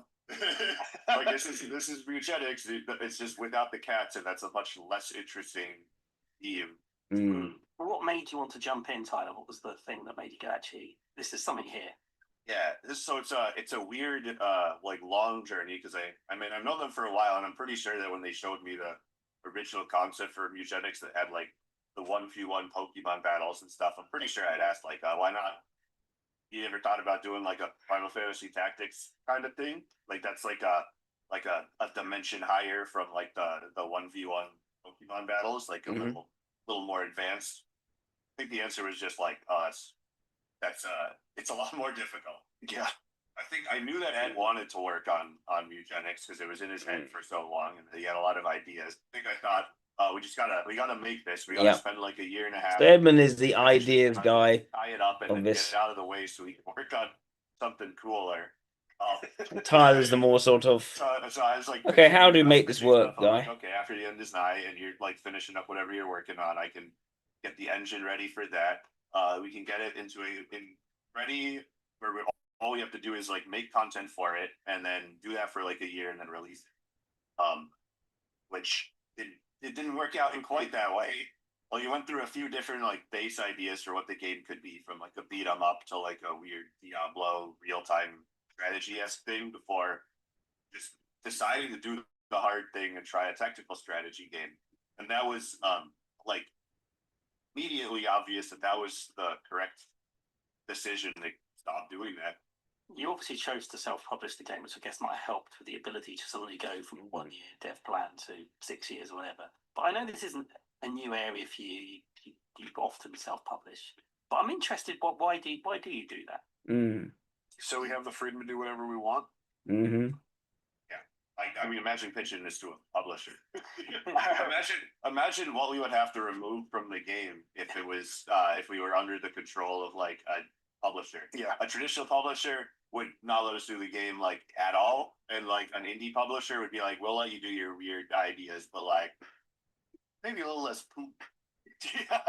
Maybe the cats maybe you don't need to see the cats humping each other. See, it's not necessarily about independence. Not want to work in an environment where somebody is going to like. I didn't. It's about freedom to explore whatever possibilities and express himself in however one wants. To what I can and can't say and do in a game. Yeah. And that is for me the most important aspect of being independent. Simply not having to, run something by. Like I know It's a freedom to be controversial. times where I said, Tyler, am I taking it too far? And Tyler's like, nah. Basically, actually, one or two times where it's like, we don't need this. I need that freedom in order to feel. I don't know, man. I'm the type of guy that when boxed in, will self-sabotage. When boxed in, if I don't have the freedom to do whatever I want, and somebody's standing in my way and saying maybe you should do this, someone's depriving him of possibilities. Turn around and do the opposite of what they're saying I shouldn't do, and do it harder, and just because it's just built into me. So I need to have that kind of independence and not worry about that sort of stuff too. But it's also, obviously, like if we don't need a publisher, why use a publisher? They're just going to take our money. They'll take a portion of the profits and I don't know. I got a lot of thoughts about that. It's more about the freedom of ideas than it is about autonomy. It's less about not successful who has control than it is. It's less about being unable to pursue initiatives in a way that makes sense, like it was with Robert Kirkman. And instead for him, it's more about, okay, I don't want my possibilities to be limited. I don't know how I express myself to be limited. Publisher for the next project, and then they're in this like eternal pitch cycle that is like apparently tied to the economy. Yeah, because when the money stops, then they're like, oh, we can't make games anymore because we need the money from the publisher to make the games. Which it's a risk. I was at an event the other week, and there was a CEO of an indie publisher on stage, and there was a question about indie publishing, and his answer was, if you don't need a publisher, don't have one. That was his advice. If you don't need one, don't. And it was from the person who's trying to argue for his case. Yeah, I mean, there's some honesty there. Yeah, it's true. I guess some people do. But how much of your time is spent then on the business side? Because you clearly spend all this time creating, and that's what you do. That's what you specialize in. But how much time do you spend on thinking about all the other bits? It's part of the, this is part of my job in this company. I need to do the business stuff. I don't like to do the business stuff. Doesn't like doing the business stuff. I know that I will be good at it. It's different to Kirkman. I know what I'm doing for the most part, so I have to learn the business enough, which is another reason why we're not working with publishers, because I know how it works. I also like he does know the business stuff. All the same effort that you have to do doing the business stuff that we have to do anyway. Yeah, we have to do it. Still have to do the same effort. Just it's the same. Talking to the publisher instead. Our whole marketing strategy was also just very personable, like us doing 1,000 interviews before release and stuff. We'd still have to do that if there was a publisher. Yeah. Like I feel like that worked. Like our marketing strategy was the correct thing to do. But it's definitely what. No, it's the same. Functionally, the same amount of work. And he's very confident making that sort of judgment, which suggests that extrovert logic is quite strong in him. Like what? Somebody from a company going to sell the game? No. Like it. Me and Tyler know the game and are more excited about the game than anybody who existed on Earth, right? So why wouldn't we be the people that sell the game and show you how the game is played? And I think it's kind of important to, especially in business, when thank you, DDS Wind. We'll get to Henry Wallace straight after Emma McMillan. When they're being lied to, even if they don't know it, there's an idea of like, I can tell this person is genuinely excited about this, enjoys it, versus not. And I saw a lot of comments, an overwhelming amount of comments, almost every interview that I did. People would always say, Edwin seems really excited about the game, and that makes me excited. And I never even thought about like just that aspect of it. It's like when you genuinely love something and you're excited about it, and you can't love something, you're excited about it, you talk about it. Because the extroverted ethics is what he's interested in here. Not the extroverted logic, but he can make decisions very confidently in the extroverted logic. I feel like that went a long way, and that's something that simply can't. And really, he is an ideas guy. Involved or invested in the same way, or understand the product in the same way that the creator or creators of the product do. Which is another reason we didn't use a publisher. You got to be excited about your own project as well. I'll tell you a little story of why I don't want to ever use publishers when it comes to this sort of stuff. I use publishers for porting, stuff that we don't want to do. Tyler doesn't want to port something, then we'll hire somebody else and we'll let them deal with it. But my first game that I was published, Super Meat Boy, I had to deal with the good and the bad of business. So we had our producer, whose name's Kevin, and he was amazing. He believed in us so much and encouraged us so much. And he was very honest. And we asked questions and we asked him to be honest because we wanted to know. And what they would do is they would be like, here's the current version of the game.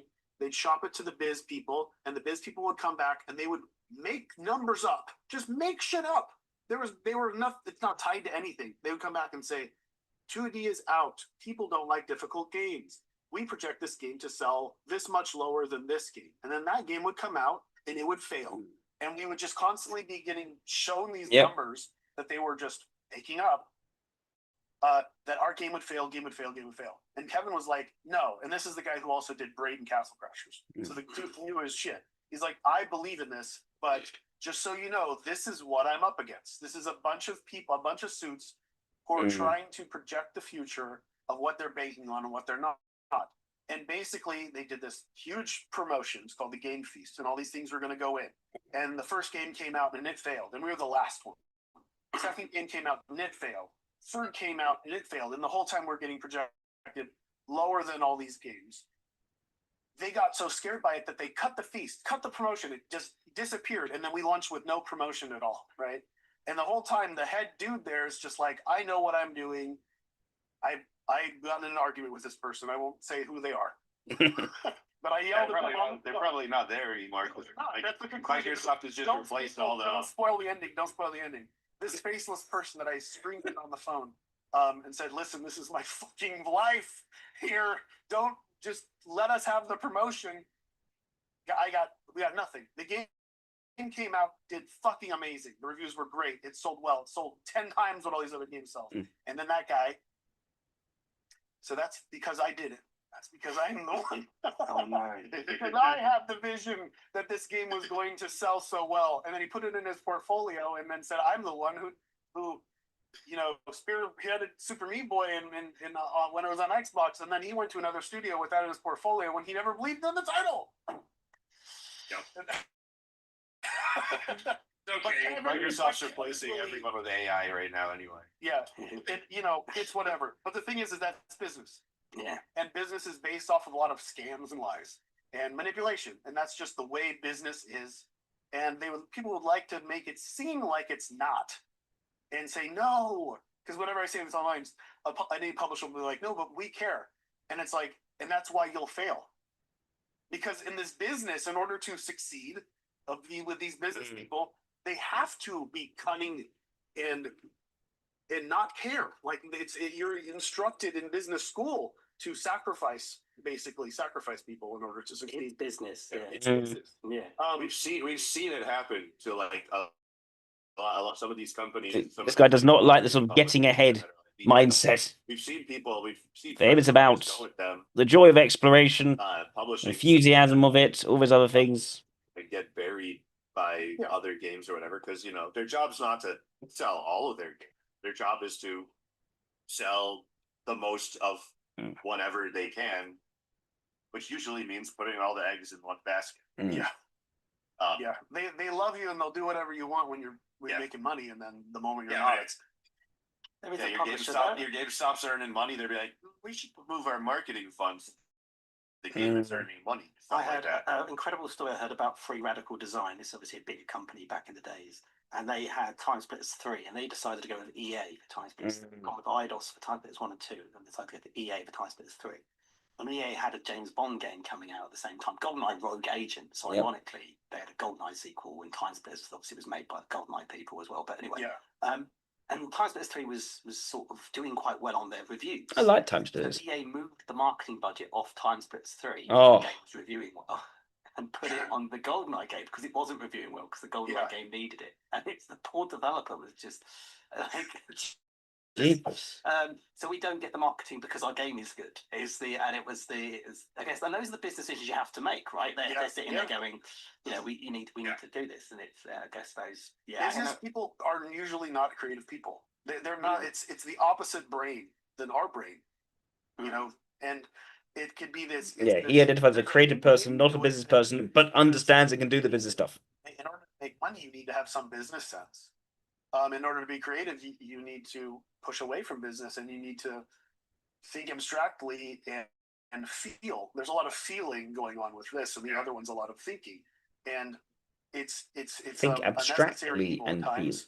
But I like to play it as safe as possible and use them. You know, when you're making the deal with the devil, you just want to make the littlest sacrifice. You know, the pound of flesh is fine, you know, but you don't want to unload everything because then what do you have? Like you're just this skeletal husk. So you do obviously as well when it comes to sort of marketing the game. You don't just do interviews. You do a lot with your community, don't you? And lots of streams, and there's we a do lot of everything we can, and I think we did that with this. It was like the last game that me and Tyler did was called The End Is Nigh. It's a very good game. It's a platformer, but at the time I wasn't feeling like I wanted to talk about it, and I did not want to do the legwork, and I just wanted the game to come out and it to be done. And it hurt the release of that game because it kind of came out of nowhere. No one expected it, and it came out around the time Celeste was announced and stuff too. So it was kind of buried. I think it was a year before Celeste ended up coming out because I think that game got delayed. But yeah. But remote. And that game was also a slow burn. But yeah. But with this game, it was like I will not do that again. I will do what I can. I will do everything in my power to make sure that this game, people see this game, because not only do I believe in it, but I also don't want to do it a disservice again with a game that I'm working on with Tyler. Like, He's quite an expressive person as well. I did everything. He expressed himself as I possibly could quite without making authentically and out there. He doesn't seem to want to compromise how he expresses himself. Integrity, which fits in someone who's more of a contrarian type rather than obstinate type. I'm good about that.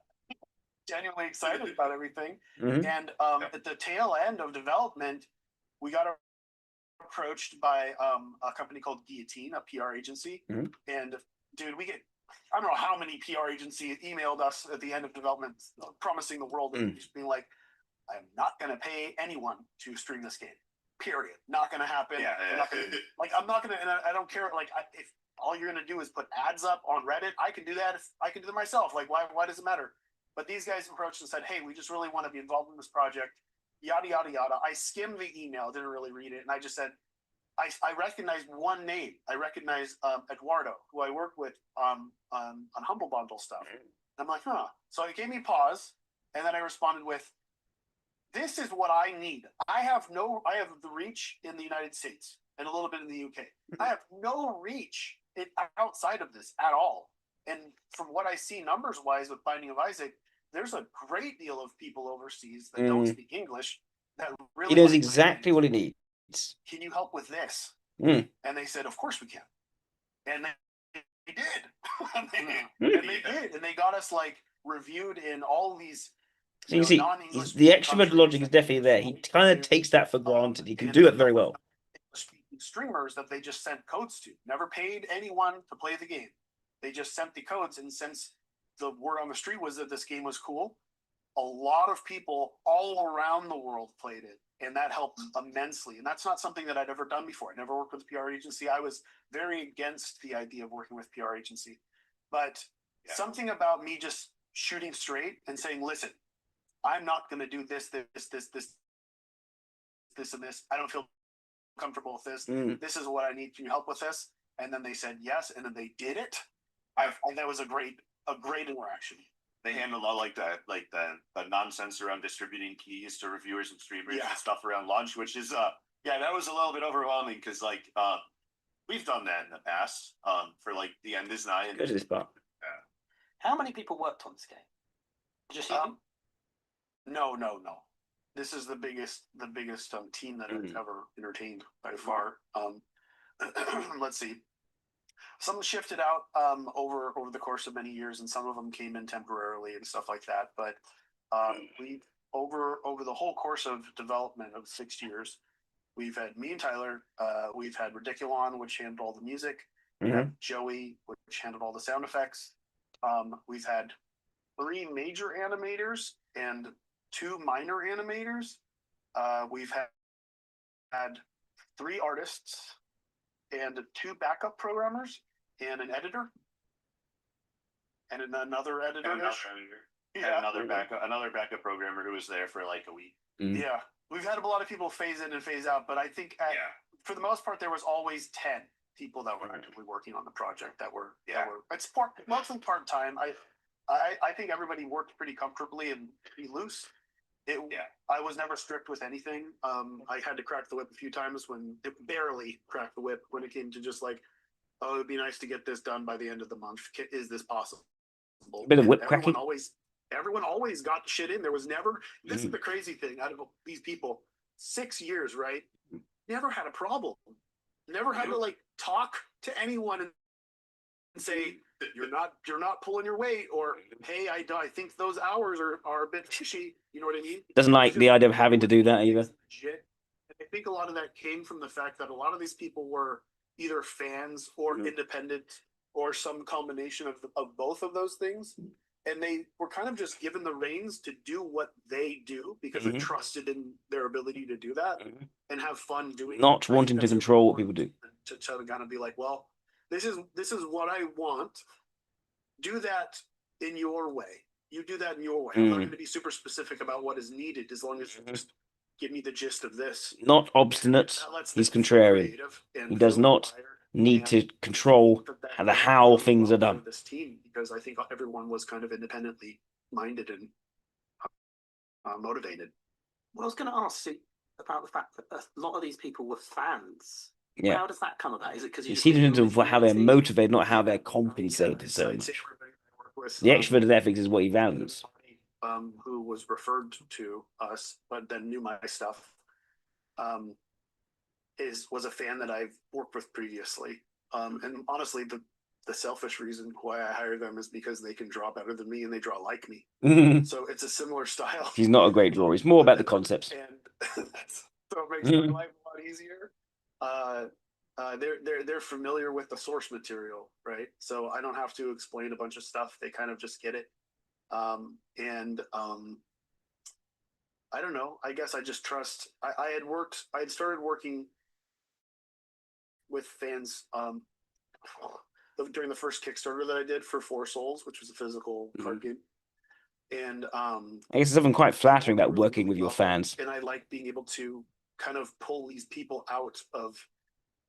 It's like a lot of these people were these kids who were just doing like, I'll draw your OC for $10 on Tumblr, and that's what they were doing. Like it's like, come on, like you should be charging $100 plus for these drawings. You know, you are really good. Like I just could see the potential in all these people, and I pull them in and be see like, potential, hey, but also can read competence very well. And then if they are really good and their work ethic is great, then I'm like, how about you work on some T-shirt designs? And if that works, then they're like, oh, okay, well, how about you join the team? Do you want to work on something for 6 years? Yeah, that was exactly the pitch. You work on this for 6 years. Yeah, I will say that we never said that. I know. I don't think we didn't say that to ourselves either. How old are your little ones? I don't know if you have any time. 10 and 5. 10 and 5. Yeah. I got nieces and nephews that are similar ages, but yeah. Well, the thing this isn't my business. I've just launched my business, and one of the things I found very difficult, I really struggled. I actually didn't do it initially, was because I found I found it hard for doing something for myself and being a present parent. Like that was the thing that I really wrestled with. I mean, how have you found being a mega successful indie developer and a dad at the same time? But look at his face. It's you feel like a piece of shit a lot of the time. I mean, I think that it's a pretty common thing. He struggles with this. Creative people who go on tour or that sort of stuff. I feel in a lot of ways it feels worse, especially because people are like, oh well, you work at home, right? Like you have a home office, so that's nice. And it's like, no, it's kind of like really shitty because my kids know that I'm here. So it's like Well, yes, it's like Yep. literally. He I'm does just it. here being a piece of shit. Like No. it's rough, and Yeah. in a long dev cycle like this, the ebb and flow of He can't create the is he always can't sequester his work-life balance in the way that, say, Kirkman was able to. the fact that my work is the other woman and has been since I've met my wife. Mm-hmm. And it's very hard to balance those sort of things and not feel like, Yeah. you know, all my wife wants to do is be with me. Yeah. All I want to do is be with her. But I'm not a good person unless I'm also creative. I kind of it gets dark and I get self-destructive, and I need to be creative. I need this. And I think she knows that. And kind of going in, there was an unspoken agreement that this is just going to be how it is. But when you have two kids and you put them into the picture too, then it's like a whole other story, and it becomes hard. But I'm trying to balance things as best as I can. He's not good at this. I know The introvert sensation is 1D. Be a little bit of a break, and then it'll go back to kind of part-time work, and then eventually when we get crunchy again, it'll be full-time, and we'll have to reevaluate. But I'm going to try, and I'm saying this to also say this to myself.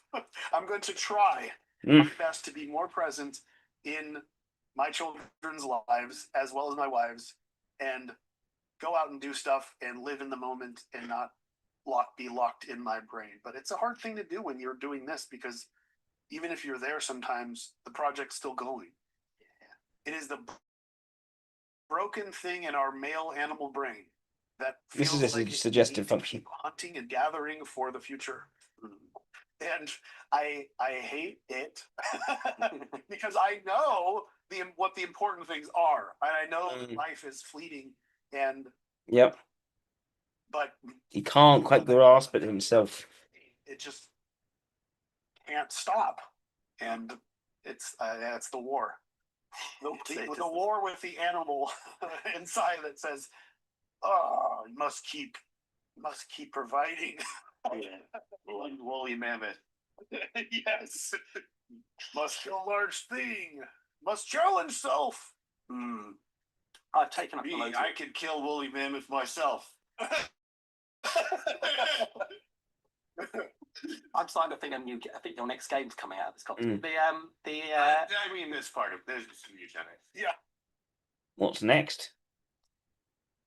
I've taken up too much of your time. I was going to ask though, as one final question. What's next then? What's next for you both? You're gonna make a hero shooter. Yeah, I think there's some good DAOs and MAOs and taggers in that field. Whatever those words. Yeah, I'd like to work on this. I'd like to work on eugenics for a while. Yeah. There's gonna be some DLC. We got weird shit that we're gonna do. What, after the Evidence 9 came out, I went and made an idle game, or not an idle game, but like Anything else we can see made with Wonder and Henry Wallace?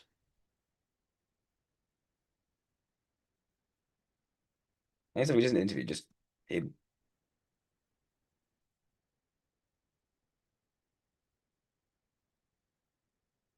Troop on T meat split. Great in game design history. Ooh.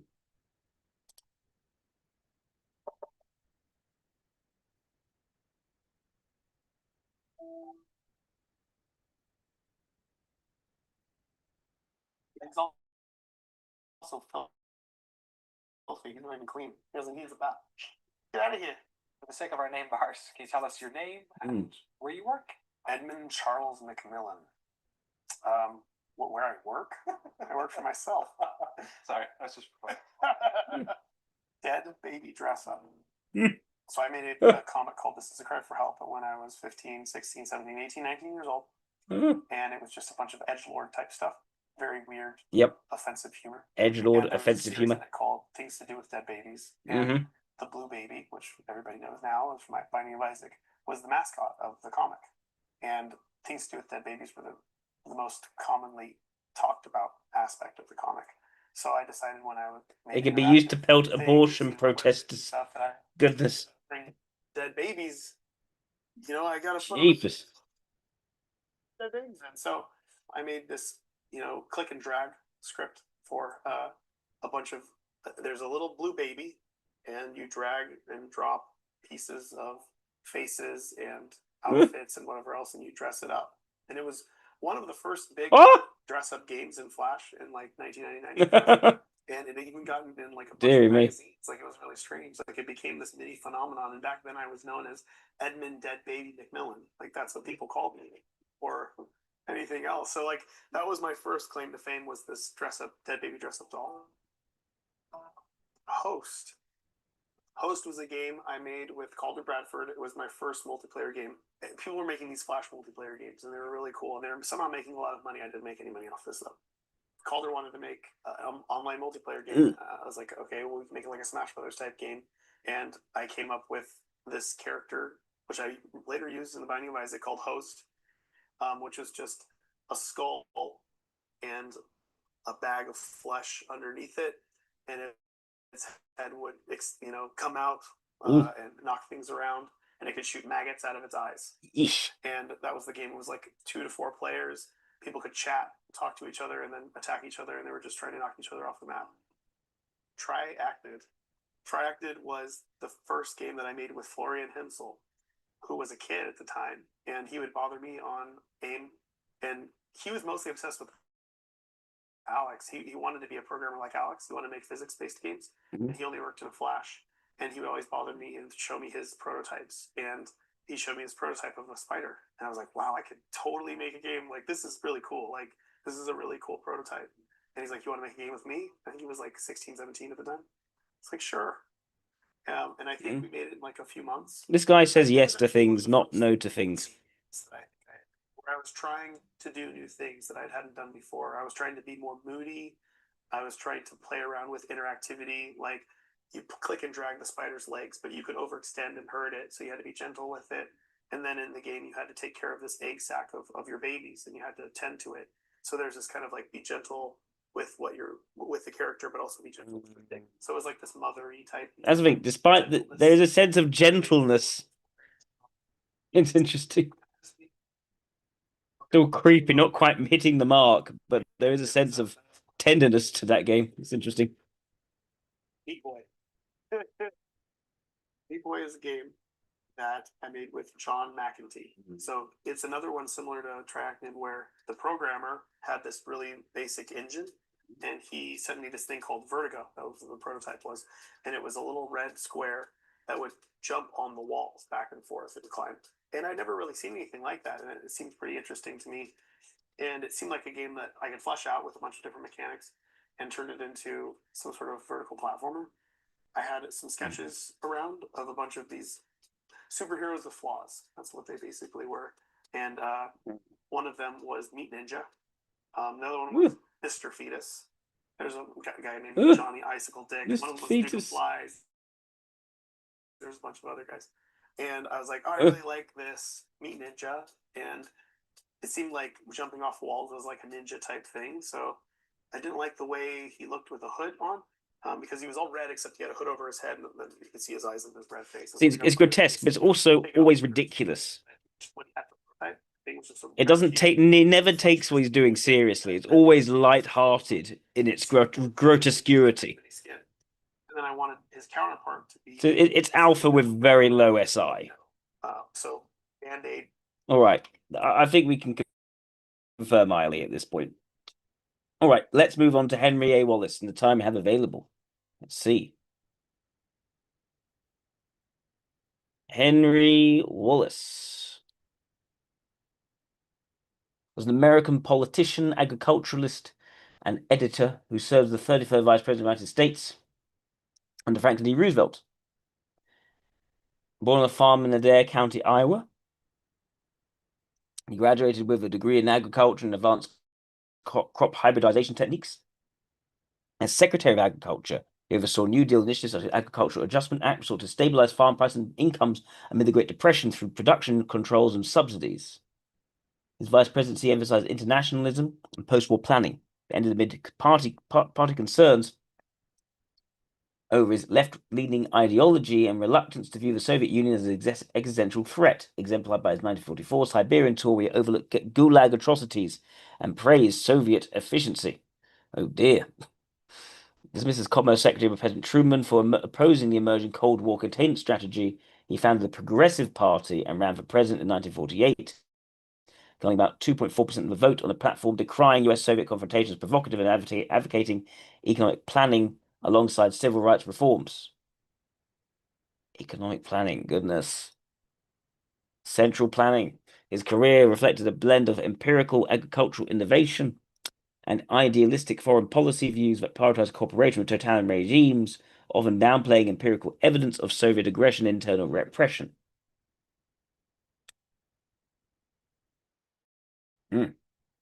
Key cultural reforms. His Agricultural Adjustment Act established the Agricultural Adjustment Administration to administer the domestic allotment system. This program compensated farmers for voluntarily reducing acreage of staple crops like corn, cotton, wheat, and others, financed by a processing tax on commodities aimed to restore farm purchasing power to 1909-1914 parity levels by curbing overproduction amid the Great Depression. In 1933 alone, it resulted in the ploughing under approximately 10 million acres of cotton and the slaughter of about 6 million piglets and sows to prevent surplus. Measures was defended as necessary to avert economic collapse, despite public outcry over apparent waste during widespread hunger. Goodness. He supported the Soil Conservation Domestic Allotment Act of 1936, shifting subsidies to encourage diverting land from soil depleting crops to zones like legumes and grasses.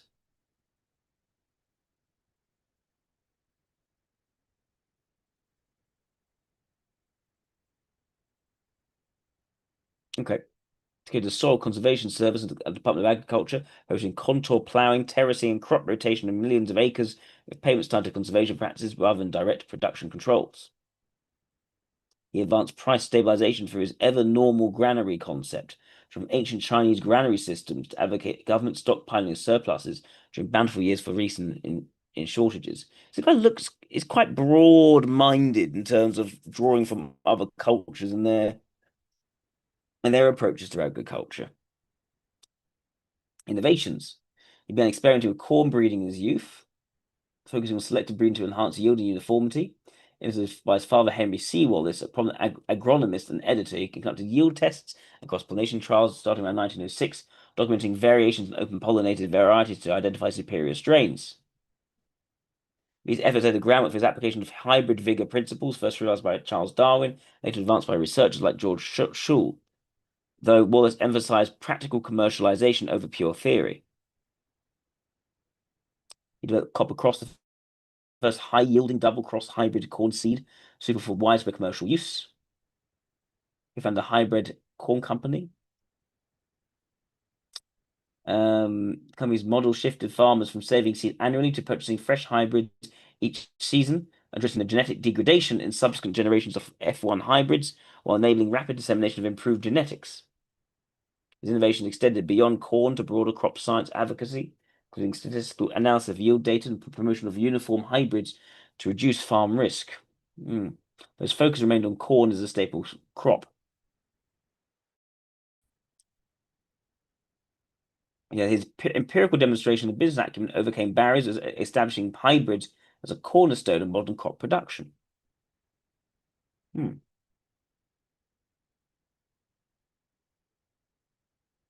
Let's watch a video on him.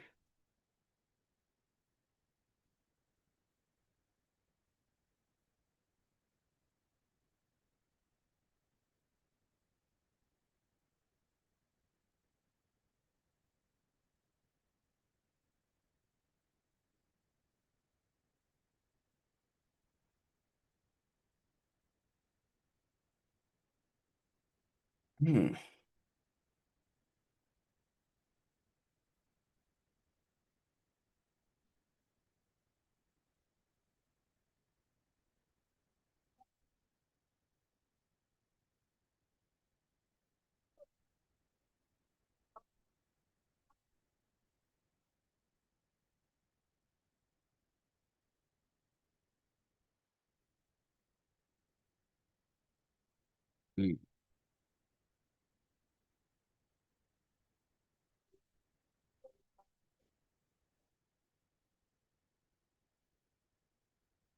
He lies in a forgotten grave near the farm fields of his childhood. His accomplishments seldom recognized. His place in history unsettled.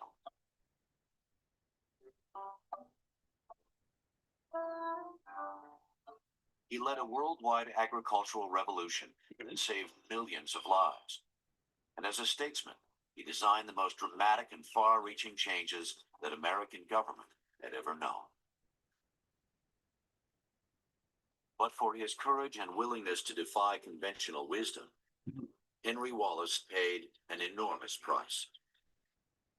His was the fate of a prophet, a man ultimately rejected by the people whose cause he championed. Few men in the 20th century have had so large and lasting an impact on the world.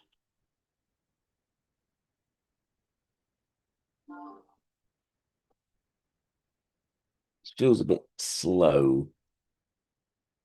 Come on.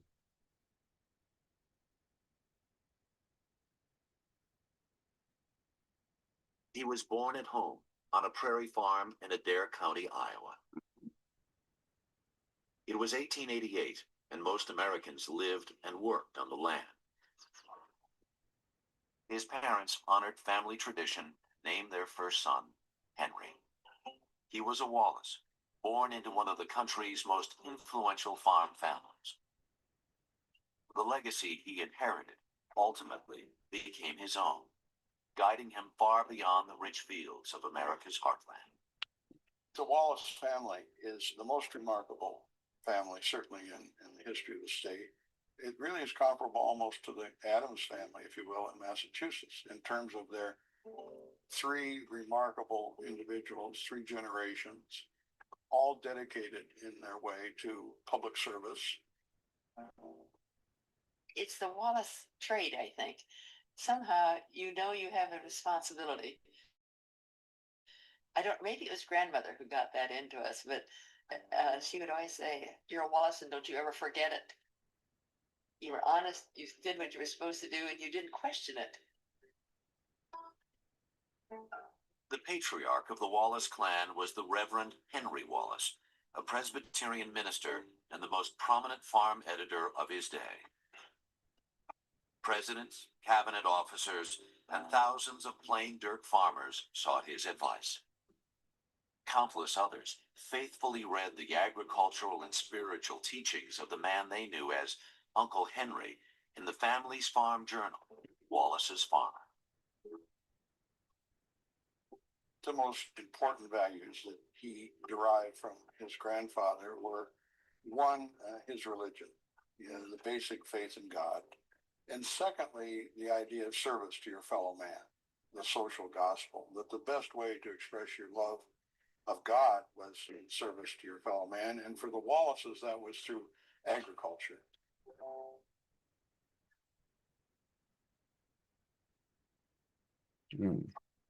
Uncle Henry's son, also named Henry, was known as Harry to family and friends. A progressive Republican, he served as Secretary of Agriculture under Presidents Harding and Coolidge. It was said at the time of his death that Harry Wallace knew more farmers by name than anyone in America. But the pride of the family was Harry's firstborn son, Henry Agard Wallace, the smartest Wallace in 200 years, his father bragged. When Henry was 4 years old, the family left the farm and moved to Ames so his father could finish his degree at Iowa Agricultural College. There, young Henry made one of his first friends, a student named George Washington Carver. Carver's development of hundreds of uses for the peanut that makes sense. One day make him world famous. They would go on nature walks. George Washington Carver, this big, tall, gangly, young black man, and Henry A. Wallace. Carver believed that God was in all living things and that you could relate to God through observing plants. Young Henry loved plants. Plants were life, and from an early age, the plant that captivated him was corn. He said at one point there was a time at which he knew corn almost as well as he knew people, and I had for it as much affection. To the Wallaces and millions of Midwestern farmers, corn was the backbone of America. Corn bought the land. It clothed the children. It fed the family. And it fattened the livestock. Throughout the Midwest, corn was celebrated with carnivals, palaces, and parades. For several decades, experts awarded prizes for the best-looking ears at corn shows. Wallace saw, even as a high school student, that just because you looked at an ear of corn that was large and the rows were perfect and the kernels were big, it wasn't necessarily going to produce a plant that itself was productive. 15-year-old Henry Wallace challenged Perry Holden, the leading corn expert of the day. Wallace believed good looks did not guarantee good yields.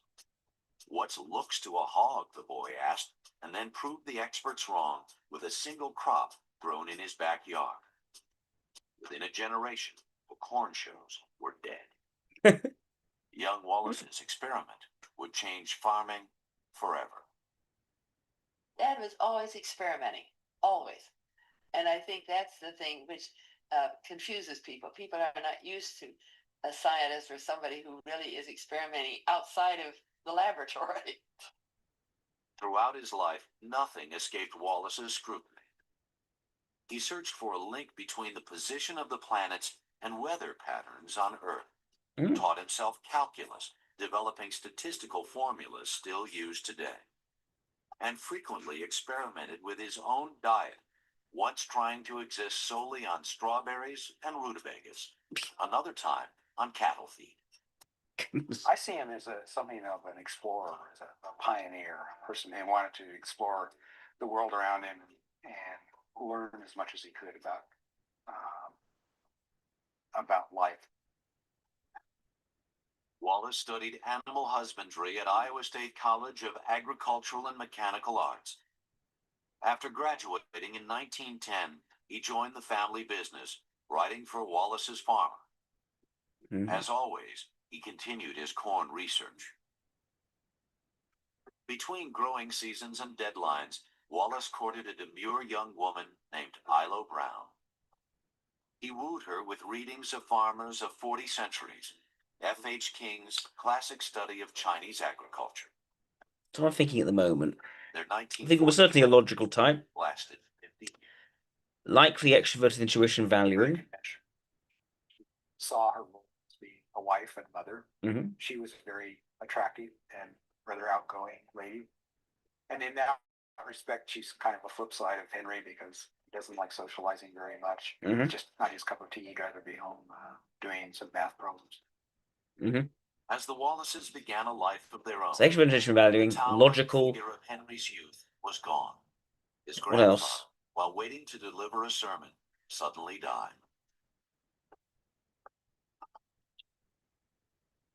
The loss broke the bond that tied Henry to the Presbyterian Church.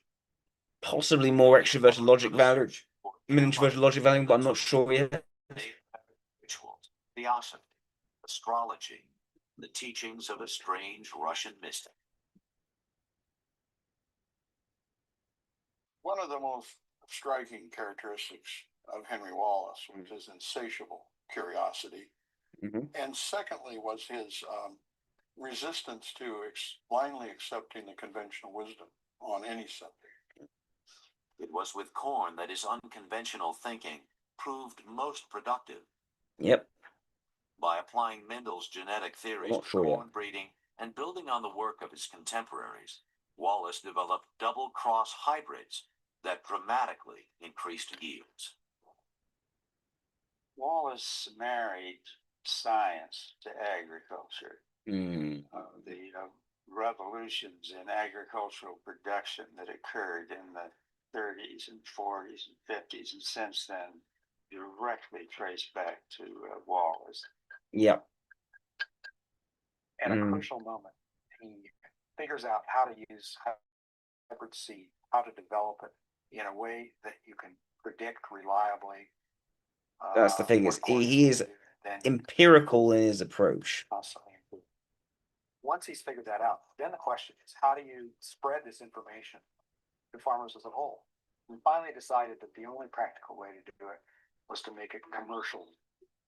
In 1926, Henry and Isla Wallace used most of her modest inheritance to start the Hybrid Corn Company, the first of its kind in the world.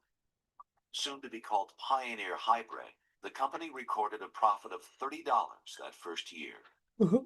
Before long, nearly all farmers would plant hybrids, and the company would become a success. But throughout the 20s, American farmers were suffering. Farm and farm policy failures consumed Wallace and his farm journal. Most Americans think the Depression began in 1929 when the stock market crashed. Every farmer knows that it began in 1921 when farm prices went down to a low break-even point at the end of the First World War. Farmland is being lost at a horrific rate to foreclosure. Farmers were burning corn. They couldn't get enough money for it, transportation to take it to market. It was a desperate situation. Goodness. Throughout the 1920s, Wallace believed that to have a strong national economy, you had to have a strong agricultural economy. He believed they were inextricably linked. But more importantly, he also believed in social justice. It's been pretty much abandoned now, the agricultural link. Had a responsibility for improving the quality of life, the standard of living for farm men and women.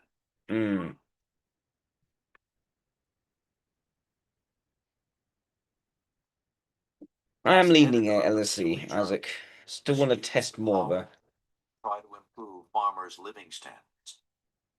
His father, as Secretary of Agriculture, sought to do the same, using the power of his office. In 1924, following gallbladder surgery, Harry died of toxemic poisoning. He was just 58 years old. Stunned and grief-stricken, his son was left to carry the Wallace family legacy alone. Twice in the 1920s, Wallace and other farm leaders convinced Congress to pass farm relief bills, only to see them vetoed by President Coolidge. In 1929, the economic calamity that had battered farmers for years spread to the nation as a whole. Herbert Hoover's presidency, brought in on a wave of giddy optimism, collapsed almost overnight. Wallace, the farmers he spoke for, and the city dwellers standing in soup lines clamored for action. They almost didn't care what the action was. They wanted government to be a player. They wanted someone to reassure them, to give them hope, to give them a job, and to give them confidence about the future.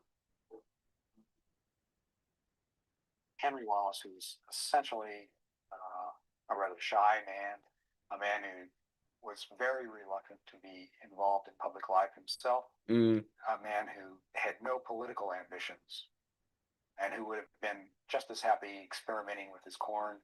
Slowly, Wallace is drawn into the public arena because of the desperate need to address this problem.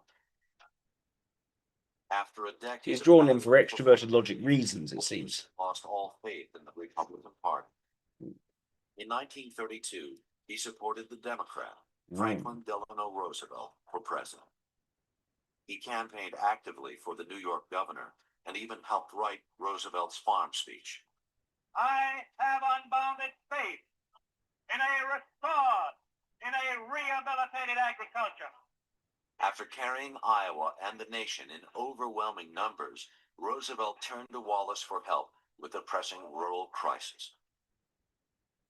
Reluctantly, Wallace agreed to fill the post once held by his father.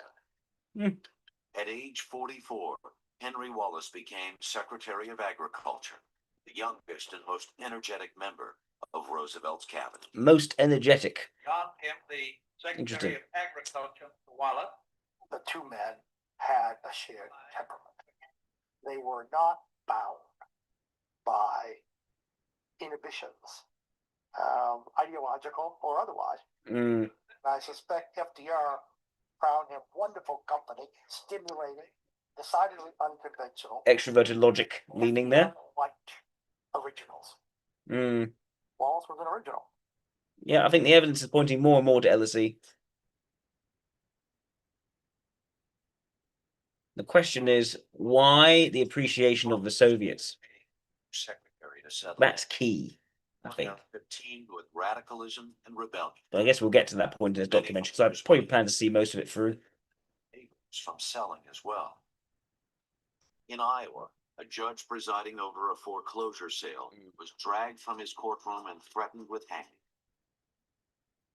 Martial law was declared in several Midwestern states. In the eye of the storm was Secretary of Agriculture Henry Wallace. This is an extraordinary situation, demanding extraordinary measures, but an unprecedented condition calls for the trial of new means to rescue agriculture. I personally believe that the revolution, if it had come in America, and because of the economic plight of the Depression, would have started in rural America, as it started in rural Russia or started in peasant China. Within less than 100 days, he had devised ways of controlling production. He had devised ways of trying to conserve the land at the same time, and he had put in place a revolutionary system of supplementing farm income in exchange for cutting back on production. Those long things to walk between the plants are now driven right over them. Wallace even went as far as paying farmers to destroy a fourth of the nation's cotton crop and to slaughter 6 million baby pigs. See, I don't... Why? Farmers who lost income received subsidy checks. Observers called it the most revolutionary government program in history. Revolutionary? Why do it? He had devised ways of controlling production. He had devised ways of trying to conserve the land at the same time, and he had put in place a revolutionary system of supplementing farm income in exchange for cutting back on production. Within less than 100 days, he had devised ways of controlling production. He had devised ways of trying to. So is it about soil health? At the same time, and he had put in.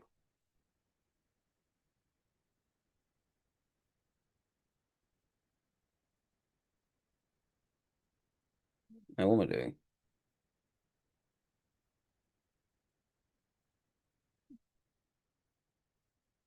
Yep.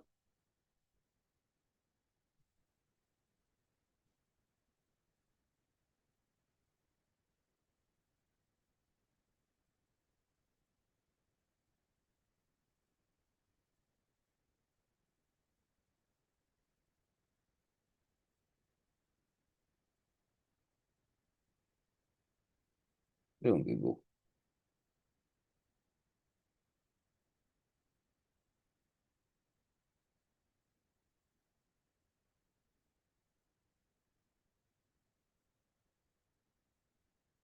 To combat the severe economic crisis facing American agriculture, was implemented through the Agricultural Adjustment Act to address the following issues: low prices caused by surplus. Okay, so it's about surplus. Farm prices had collapsed because of massive overproduction, largely stemming from efforts to feed the world during World War I and increase efficiency. The supply of products far exceeding demand, driving prices at unsustainable levels where farmers were losing money, creating a scarcity through voluntary reduction of acreage or destroying existing crops and livestock was aimed to raise agricultural prices back up. The goal was to restore the purchasing power of farmers to levels of stability. And the program, farmers were incentivized to reduce production by killing over 6 million pigs and destroying millions of acres of cotton to reduce the surplus goods in the market. So why not just sell to other countries?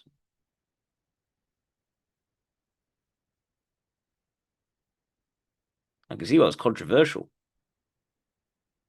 But I guess it would have worked.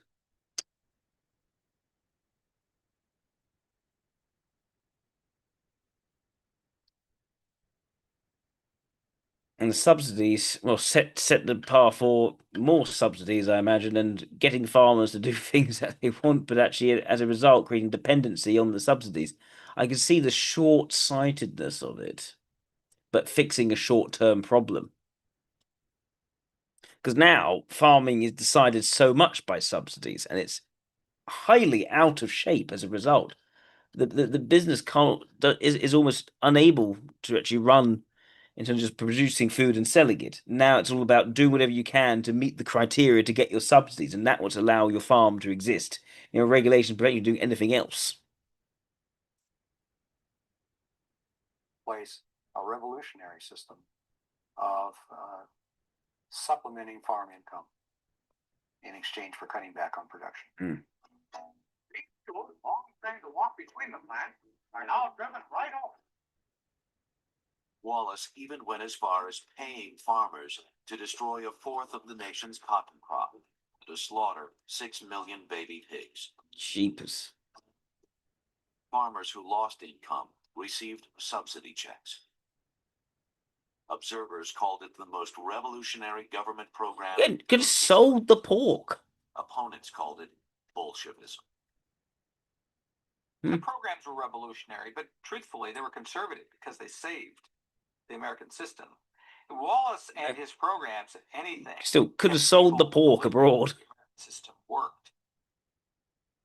To ease the ups and downs of the food supply cycle, Wallace created a storehouse system he called the ever-normal granary. At the same time, the government brought electricity to farms, warm lunches to needy children, and food stamps to the poor. It was a As I assume he could have sold. Maybe he could have sold the pork. I don't know. I wasn't there. For solutions, problems. Everybody understood at the time that here was the greatest Secretary of Agriculture that the country had ever seen. The 30s were years of devastating heat, drought, and dust storms. Farmers watched helplessly as their most vital natural resource blew away. It's a mighty hard road, my poor hands are smooth. My poor feet are travel a hot dusty road. Out of your dust bowl and westward we roll. To protect the soil, Wallace's Department of Agriculture created shelter belts, barriers to soil-robbing winds that still stand today. The USDA encouraged farmers to build terraces to reduce water erosion and paid them to take their most vulnerable acres out of production. Wallace once said, soil is the mother of man. If you pay no attention to rebuilding it, to keeping it strong, your civilization is going to die.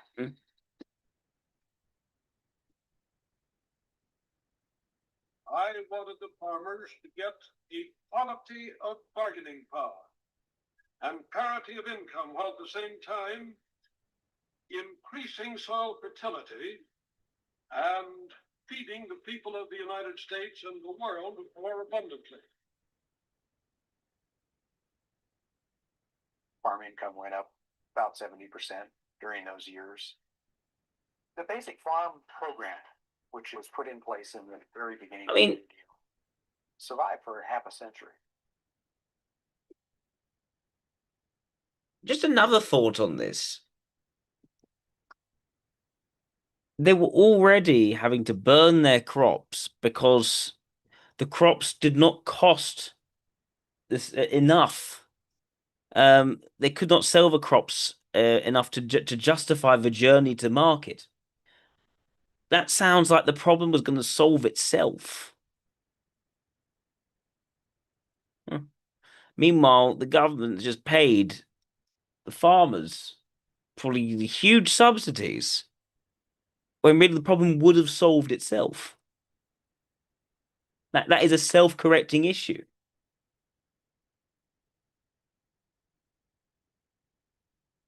Yes, exactly. This is such short-term thing. I have to solve a problem now at a high amount of expense when it would have solved itself because the price, the market value was so low. There's no point selling it. In which points you're going to stop overproducing it. They were destroying the crops already. I don't know if they were killing all the pigs. Maybe, depending on the circumstance, because it's a far less globally connected world than it is now, of course. But maybe there could have been, through sorts of pressures, an incentive to maybe sell abroad or elsewhere in order to get some sort of income from it. But either way, the selling to the American market was already gone because the prices had sunk to being so low because of the market value and the overproduction. This was already happening naturally. Wallace wasn't horrified at the prospect of upsetting traditional agricultural policy. Yep. Introverted logic ignoring makes sense. Was a shy person. Mm. He really was not one for small talk. Mm-hmm. He didn't smoke. He didn't drink. Yep. He really wasn't comfortable with Healthy fellow. jokes. Yep. Certainly unorthodox in terms of Washington. I think LSC is becoming more and more likely from what we can see. Served 4 years under Franklin Roosevelt before switching his party affiliation from Republican to Democrat. Ah, he was a Republican beforehand. It's hilarious. Yep. Yep. I'm thinking more and more LSC is most likely here. I want to watch more of a documentary, but I think LSC is most likely. I want to see, though, why he was so pro-Soviet. But whatever he said, he felt was true and it was how he felt. And I think that's why Washington, I think that's one reason why Dad was never really appreciated as much as he could be, because people are not used to that. Yeah, that's a Delta problem. Understood Wallace, but his genius had unexpected and unintended consequences. Wallace, the public official, sought to restore farm. I don't think you're a genius in terms of his policy for paying farmers to burn their crops when that was already being done. That's not just, I guess, the empirical research part. That makes sense. That is smart. Finding a way to improve the production of corn, produce more. But I think there wasn't strategic intelligence there. Migration off the land. What's been called the largest mass migration in American history. Hybrid seed, unheard of when Wallace started selling it in 1926, was virtually universal in the Corn Belt little more than a decade. Corn yields increased by 50% during the 1930s alone. In the following decades, Wallace's advances led to increasing productivity and efficiency throughout farming. In ever-increasing numbers, farmers left the land. They found new opportunities in the cities and helped power a new economy. I think to some extent the fact that we created an industrial economy unequaled in the world and now a modern technological economy unequaled in the world is based on the fact that we have a totally secure agriculture. I mean, it is never anything we really have to worry about. As his stature grew during his 8 years as agriculture secretary, Wallace's influence expanded far beyond farming. He spoke out forcefully for a strong American presence in international affairs, racial equality. And he probably wasn't shown the oppression either. It would have been carefully controlled by the Soviets what he was actually shown. So it could be that naivety. Consider his influence on Roosevelt is really quite remarkable and quite strong. Roosevelt referred to him as Old Man Common Sense. But many Democratic leaders saw Wallace as a dreamer, and they distrusted his Republican roots. They were stunned when Roosevelt picked him as his running mate in 1940. Part of the resistance was from more conservative forces who didn't want somebody so liberal.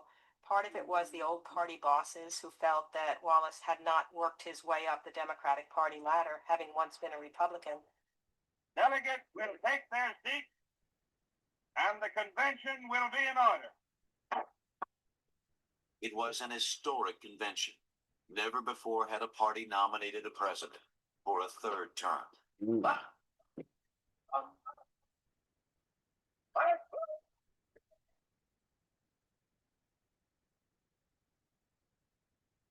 With war raging in Europe, the delegates were quick to affirm their confidence in Roosevelt, but not in Henry Wallace.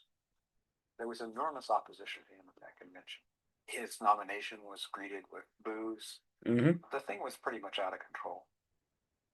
Roosevelt himself was prepared to not run if he didn't get Wallace. In an unprecedented move, Eleanor Roosevelt came to Chicago and encouraged the delegates to accept Roosevelt's choice. Eleanor gets up at that critical moment to give a speech. The minute she stands up, there's sort of a hush over the crowd.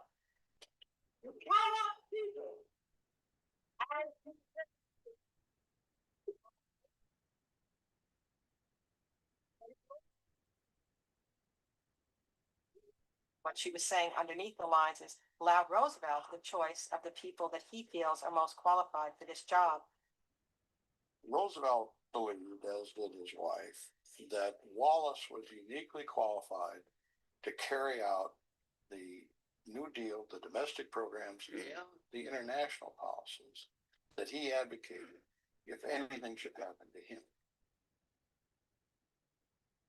Eleanor Roosevelt's landmark speech, the first by a woman at an American political convention, helped secure the nomination for Wallace.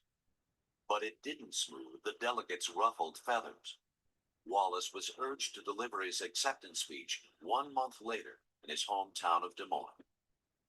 Most Republicans may not yet realize it, but their party is the party of appeasement in the United States today.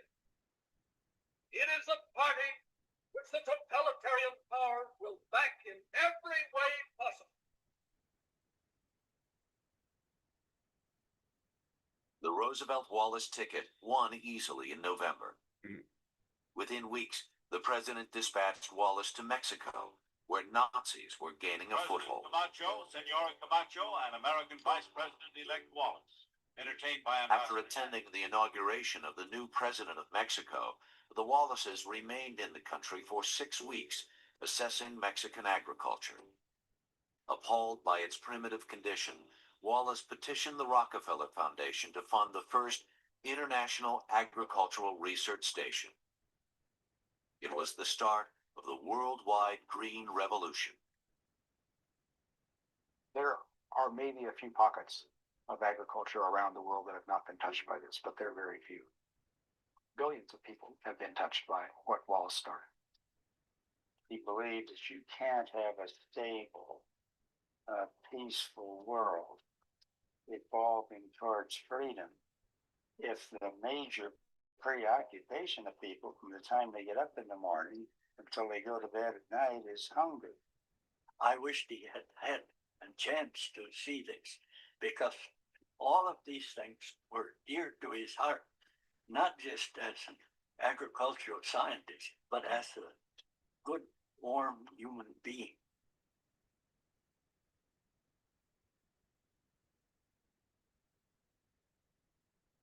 When Wallace returned to Washington in January of 1941, the war in Europe weighed heavily on Roosevelt's mind. The president promptly assigned him critically important roles in the war mobilization effort. He turned to Wallace, the only scientist in his cabinet, for advice on one of the most crucial decisions of his presidency. The decision to build the atomic bomb. Wallace headed the top secret committee that made the final recommendation to proceed. Newspapers began calling him the assistant president and the nation's prime minister. Never had an American vice president been given so much power. Of the Axis, In the aftermath of Detroit's He 1943 wore race, power well, it seems, spoke out boldly. despite not being very politically ambitious, supposedly.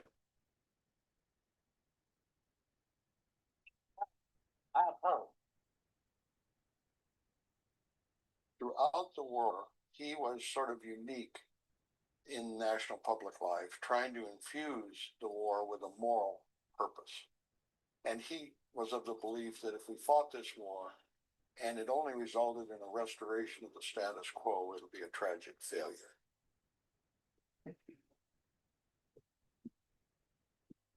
While the nation concentrated on a military victory, Wallace, as he had all his life, also spoke for social justice. He spoke for freedom, abundance, dignity for all people in all nations. I say that the century which will come out of this war can be and must be the century of the common man. If we really believe we are fighting for a people's peace, all the rest becomes easy. Wallace saw that we had this incredible opportunity because we were so technologically advanced. We were so far down the road economically. We had the natural resources and we had the ability at long last to really make the dream come true for ordinary people, not only in this country, but to start it going around the world. Wallace's dreams for the plain people of the world would not be realized. Though he had never been more popular with the voters, in Washington, his power was on the wane by midterm. A public feud with Commerce Secretary Jesse Jones resulted in Wallace's firing from the Board of Economic Warfare. As the 44 campaign neared, a plot to drop him from the ticket was taking root. Why? Wallace, indifferent to the efforts to unseat him, went on an 8-week diplomatic mission to the Far East and Soviet Asia. He really didn't care about the nuts and bolts of politics, and had he been more attentive, he clearly would have served himself better, and I think he would have served his ideals perhaps better. Is that the reason why? Just a few days before the Democratic Convention, Wallace returned to Washington from his Far East mission. Roosevelt told him he hoped it would be the same old team. But unknown to Wallace, the president also expressed a willingness to run with either Supreme Court Justice William O. Douglas or Missouri Senator Harry S. Truman. The bosses are very opposed to Wallace, but Wallace is enormously popular with the delegates. He had been the champion of the common man. He had been the champion of liberalism, of the New Deal, and of Roosevelt. Wallace knew that if he were going to be put over, he had to have the support of the Southern Democrats. But he stood up there and threw down the gauntlet that the Democratic Party must be a liberal party. Equal educational opportunities must come. The future must bring equal wages for equal work, regardless of sex or race. That was one of the most remarkable speeches in the history of political conventions. It was an electrifying, unexpected response.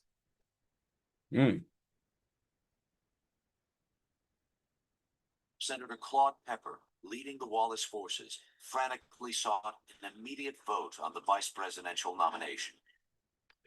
But his effort to reach the podium was blocked by Wallace opponents. A frantic motion to adjourn was rammed through, and fire marshals ordered the hall cleared. By daybreak, the bosses had regained. It doesn't feel like a very impartial documentary. I don't understand the Southern Democrat perspective on this.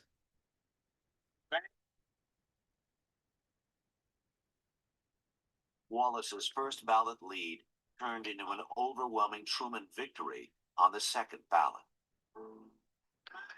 Had Wallace been renominated, he would have become the 33rd president of the United States. Claude Pepper said that the failure to be recognized changed the face of history for the next 50 years.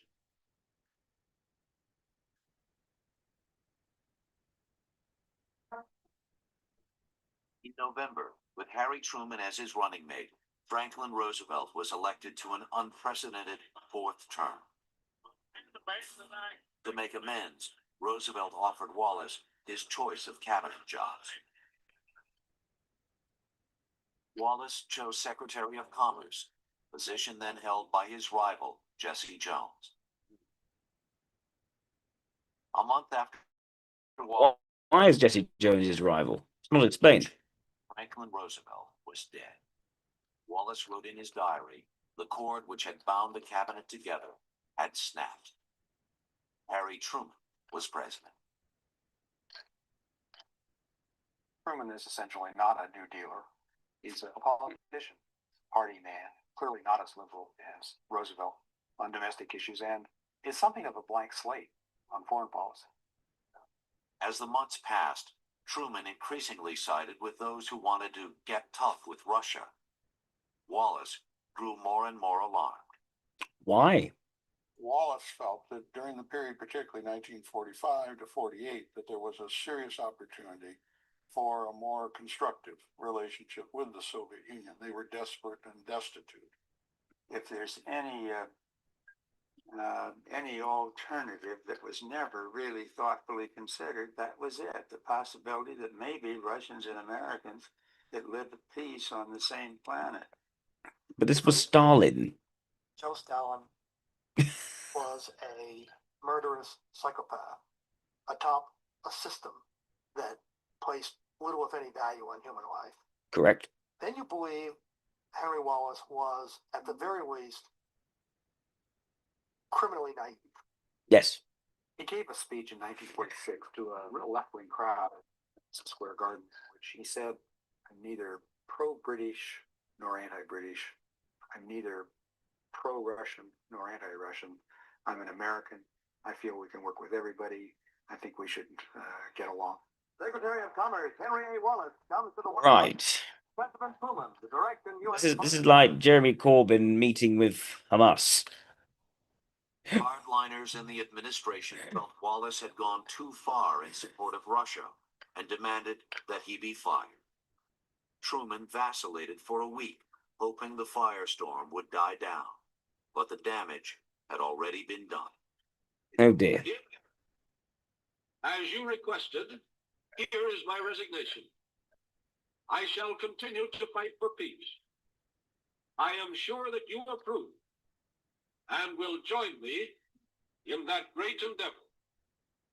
After 13 years of public service, as New Deal Secretary of Agriculture, wartime Vice President, and Secretary of Commerce, Henry Wallace left Washington.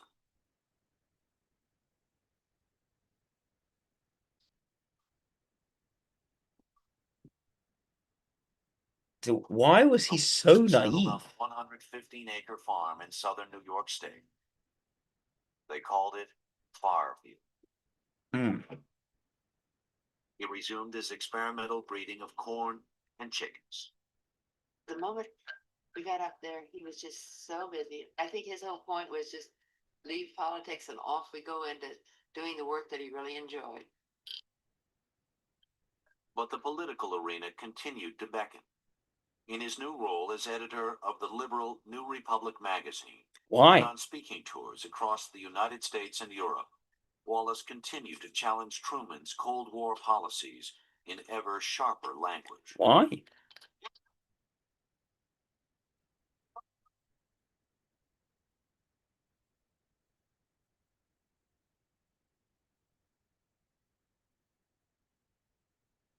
Was a very substantial element in the military and in the political circles who were very aggressive about the need to hit Russia now when they were weak.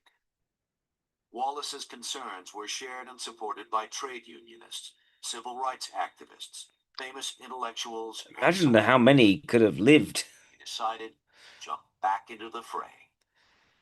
The American people must have more than a choice between evils. To that end, I announce that I will run as an independent candidate in 1948 for President of the United States. but many doubted his independence.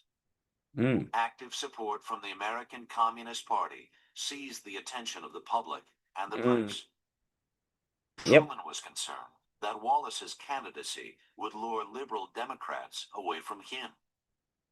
The president went on the offensive. I do not want, and I will not accept, the political support of Henry Wallace and his communists.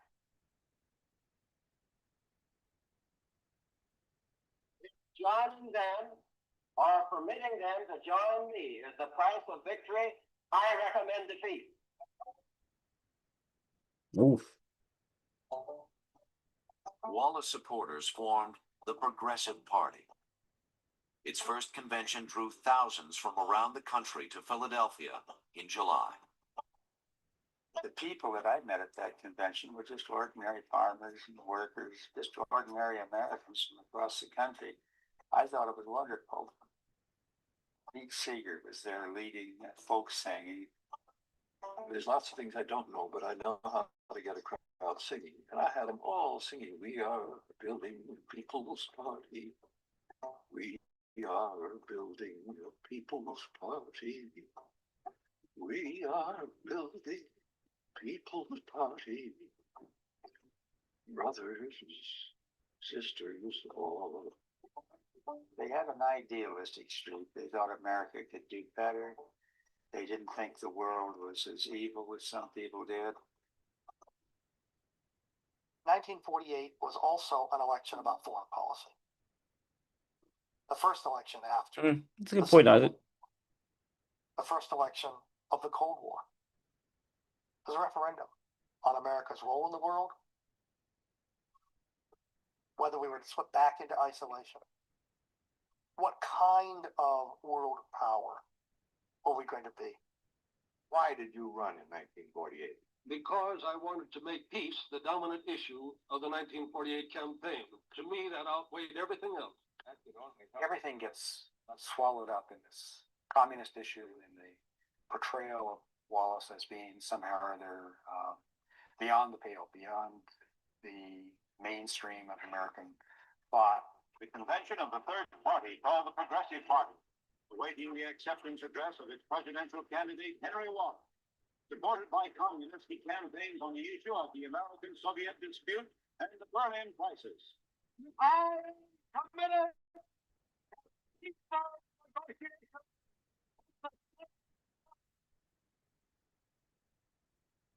Well, let's be clear on one thing. Wallace had no use for communism. He had no use for Stalinism. A dictatorship of that kind was repugnant to Henry Wallace. Wallace was a progressive American capitalist who incidentally made a personal fortune as a businessman. He knew throughout the course of that campaign that it was an albatross around his neck to have the support of the U.S. Communist Party, but he didn't feel that they should be denied participation as long as they were citizens of the United States and weren't doing anything at that point that was illegal. Dupe of the communists. As his critics said, the man was too intelligent to be a dupe. No one duped him. He was thoughtful. He had given a lot of thought to these issues, but he was on the wrong side of history. The police break up battles between Reds and Beds. That is about being on the wrong side of history. If you got the support of the communists, and the progressives, that's going to look terrible, even if you're not a Wallace communist. supporters lost their jobs. Some were beaten, threatened, and jailed. One That's how much was murdered. he was actually critical of the communists. Just when it seemed things couldn't get much worse, Wallace took his campaign to the Deep South. When they traveled south, Well, I will say, we looked at the guy who ran to be president of the United States more than anyone else. I can't remember what his name was.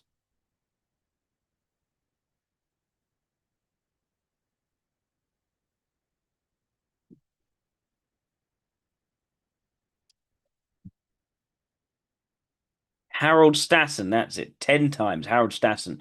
And just he didn't realize it was just never going to work. It was never going to happen. I think this was a similar sort of fool's errand.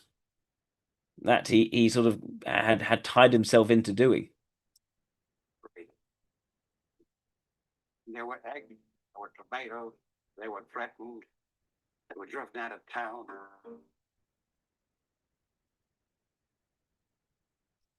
Yeah, exactly. Like he was not critical of the communists.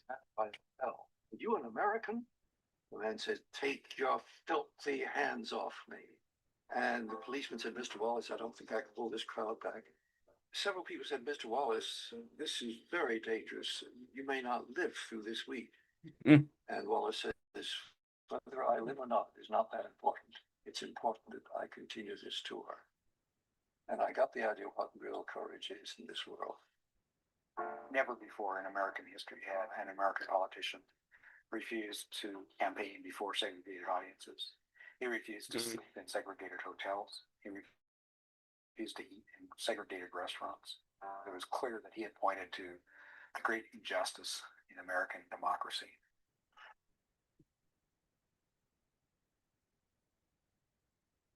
From the egg throwing of segregationists to the smear tactics of anti-communists, the 48 campaign trail was a brutal one for Henry Wallace and his family as well. I hated the whole thing. The whole thing was not my father, and he knew it too, and my mother was not happy either. Because it just wasn't my father. The 1948 election, with Truman's stunning victory, was a full-blown disaster for Wallace, his party, and the left in general.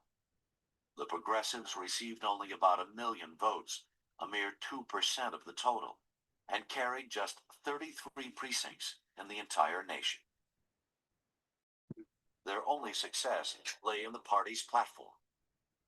The platform called for a Medicare-type program. It called for equal rights for women.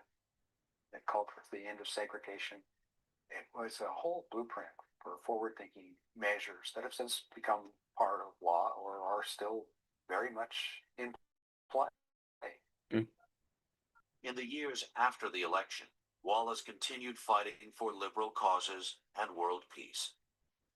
The FBI continued monitoring him, as it had even when he was vice president.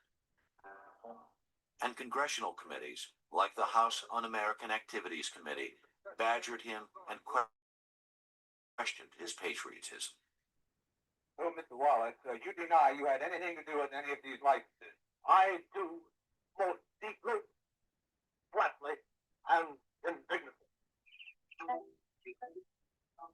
I think Isaac's right that there was a deep naivety, both in his judgment of the communists and in how he could felt that he could stand with the support of the communists in America. Bragged before a Senate committee and then has no attention paid to his sworn testimony. I'm sure you would want to set the record straight for the sake of your children and your grandchildren. Good evening, Mr. Wallace. How are you, Ed? Good. Mr. Wallace, what comes first with you on the farm these days? Chickens? Oh, I think chickens have to come first, but I'm mightily interested also in the breeding gladioli and some strawberries, and I still keep my hand in with corn, believe it or not.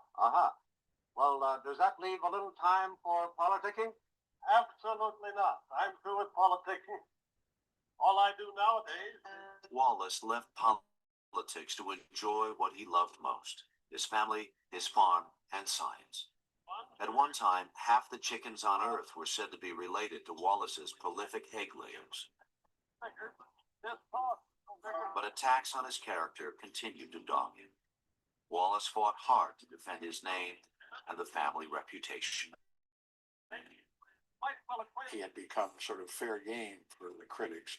I think it's worth keeping in mind. His problem was that he was friendly to people he shouldn't be seen to be friendly with, rather than being unfriendly to people he should be friendly to. Surrounding his loyalty, the lie was halfway around. I think lies in someone who is introvert sensation, extrovert nutrition valuing with weak ethics. We see the same issue with LIIs. Genuine 100% American patriot, no question about that. They knew that he was committed to free enterprise and was a practitioner of it. They knew that his heart beat for the American farmer, the American worker, and the independent businessman.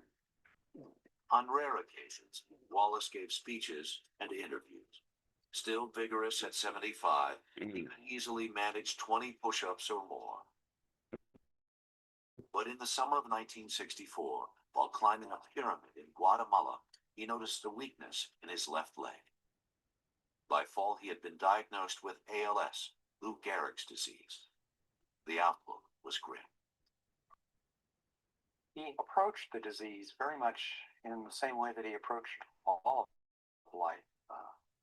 Very curious about its origin, about what caused it, about whether there was any solution, any cure.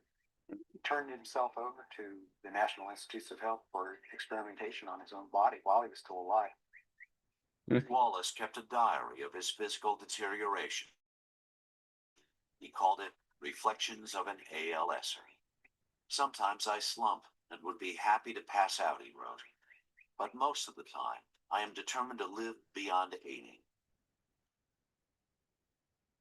I do want to play my part in developing a superior brown egg chicken, a strawberry with unique flavor, the fine type of miniature gladiola. On the 18th of November, 1965, with Ilo by his side, Henry Agard Wallace died.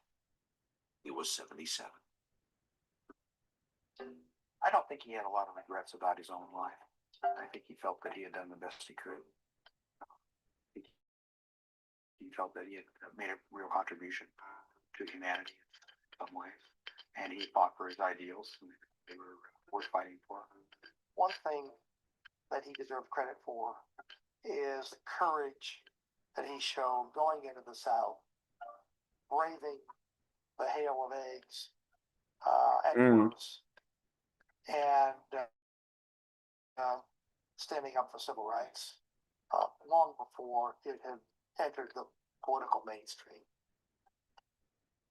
That, in a lot of ways, is his finest hour. Of course, he will always be remembered for his scientific contributions and for his humanitarian ones. And I think, from a personal standpoint, from his vision, seeing the world and its needs, like few other people of that time. His passing was barely mentioned on the evening news. At his request, no eulogy was given. Yes. No lavish ceremony. Quite right, Isaac. Quite right. His ashes are Highly capable, empirical scientist, politically naive throughout. Things you believe are all able to galvanize tactically and logistically over problems, but lacking a strategic understanding of what would fix themselves anyway. And at the same time, being consistently energetic through to later life. I was at Franklin Roosevelt's side just a while before he died. He said once. You can so easily see this guy, if he were younger in the modern days, sort of sitting down in front of a car trying to block the road and saying, "Stop oil," or something like that. Right. All right. So I definitely think LSE. It's interesting you see a similarity between LSEs and even the LIIs over the sort of when they get involved in politics, being sort of very politically naive towards people who and wanting open dialogue with people who are potentially quite dangerous. If I think of say Jeremy Corbyn with with the IRA, with with Hamas, with potentially even ISIS at one point. Actually, I think a similar thing with some LSEs. But you can see that the leaning for him was not structural. It was very much empirical, practical, but taken by certain liberal ideas. But these liberal, progressive ideas, it was, I think, more about sort of treating people well, making sure that people were well provided for, making sure that the agricultural systems were ones which actually help people in day to day, but without the sort of strategic long-term insight. And yeah, a highly capable scientist and clearly endlessly curious and interested in developing new technologies, new methods and practices for improving how agriculture was done. Relentlessly curious in that sort of way. So you can see the extrovert intuition. We can see the extroverted logic. Introvert sensation seems to be very, very much present. Delta values, very much chafing with the idea of political ideology, with the party structure, not really being very clubbable, but getting by on that sort of close one-to-one relationship with Roosevelt. Roosevelt sort of directed that relationship, but he was the beneficiary of that relationship. And as soon as that relationship fizzled out, he was gone. Bonding with Roosevelt on that tendency towards extroverted logic without any regard to the introverted logic. I think all those things coming together. Also, just when he was under pressure, being very bold and courageous in regards to segregation and entering into environments which were potentially quite physically dangerous and feeling that he could handle those situations rather well. Or you could say maybe just totally naive to it and wasn't aware of the dangers. I'm not sure that was the case. Because when things got intense, he didn't seem to sort of stand back in the way we've seen, say, Bernie Sanders before. So, yeah, I think LSE makes by far and away the most sense. And yet they're sort of jumping on that sort of fool's errand in terms of that election. It was clearly never going to win and thinking actually could win. It's maybe you get the impression maybe thought he maybe could win. I don't know. Could again suggest that extrovert intuition winning out of any sort of semblance of introverted intuition. So yeah, I think LSE. Anyway, thank you everyone for tuning in. Thank you, DDS Win, for that last super chat. Thank you, Isaac. Thank you, Shelley, for your super chats as well. And thank you for your suggestion, Intrion. I think that concludes the 5 which I owe you. So thank you for that. Yeah, I hope you all have a lovely week to come. Thank you for tuning in. Bye-bye.